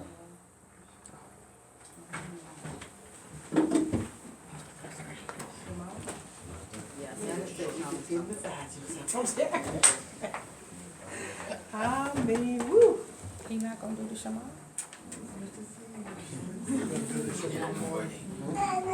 gonna cite your customary. Oh yeah.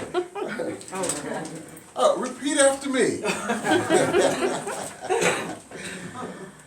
Yahuwah bless you and guard you. Yahuwah bless you and guard you. Yahuwah make his face shine upon you. Yahuwah make his face shine upon you And give you favor. and give you favor. Yahuwah lift up his face upon you. Yahuwah lift up his face upon you And give you and give you shalom. shalom.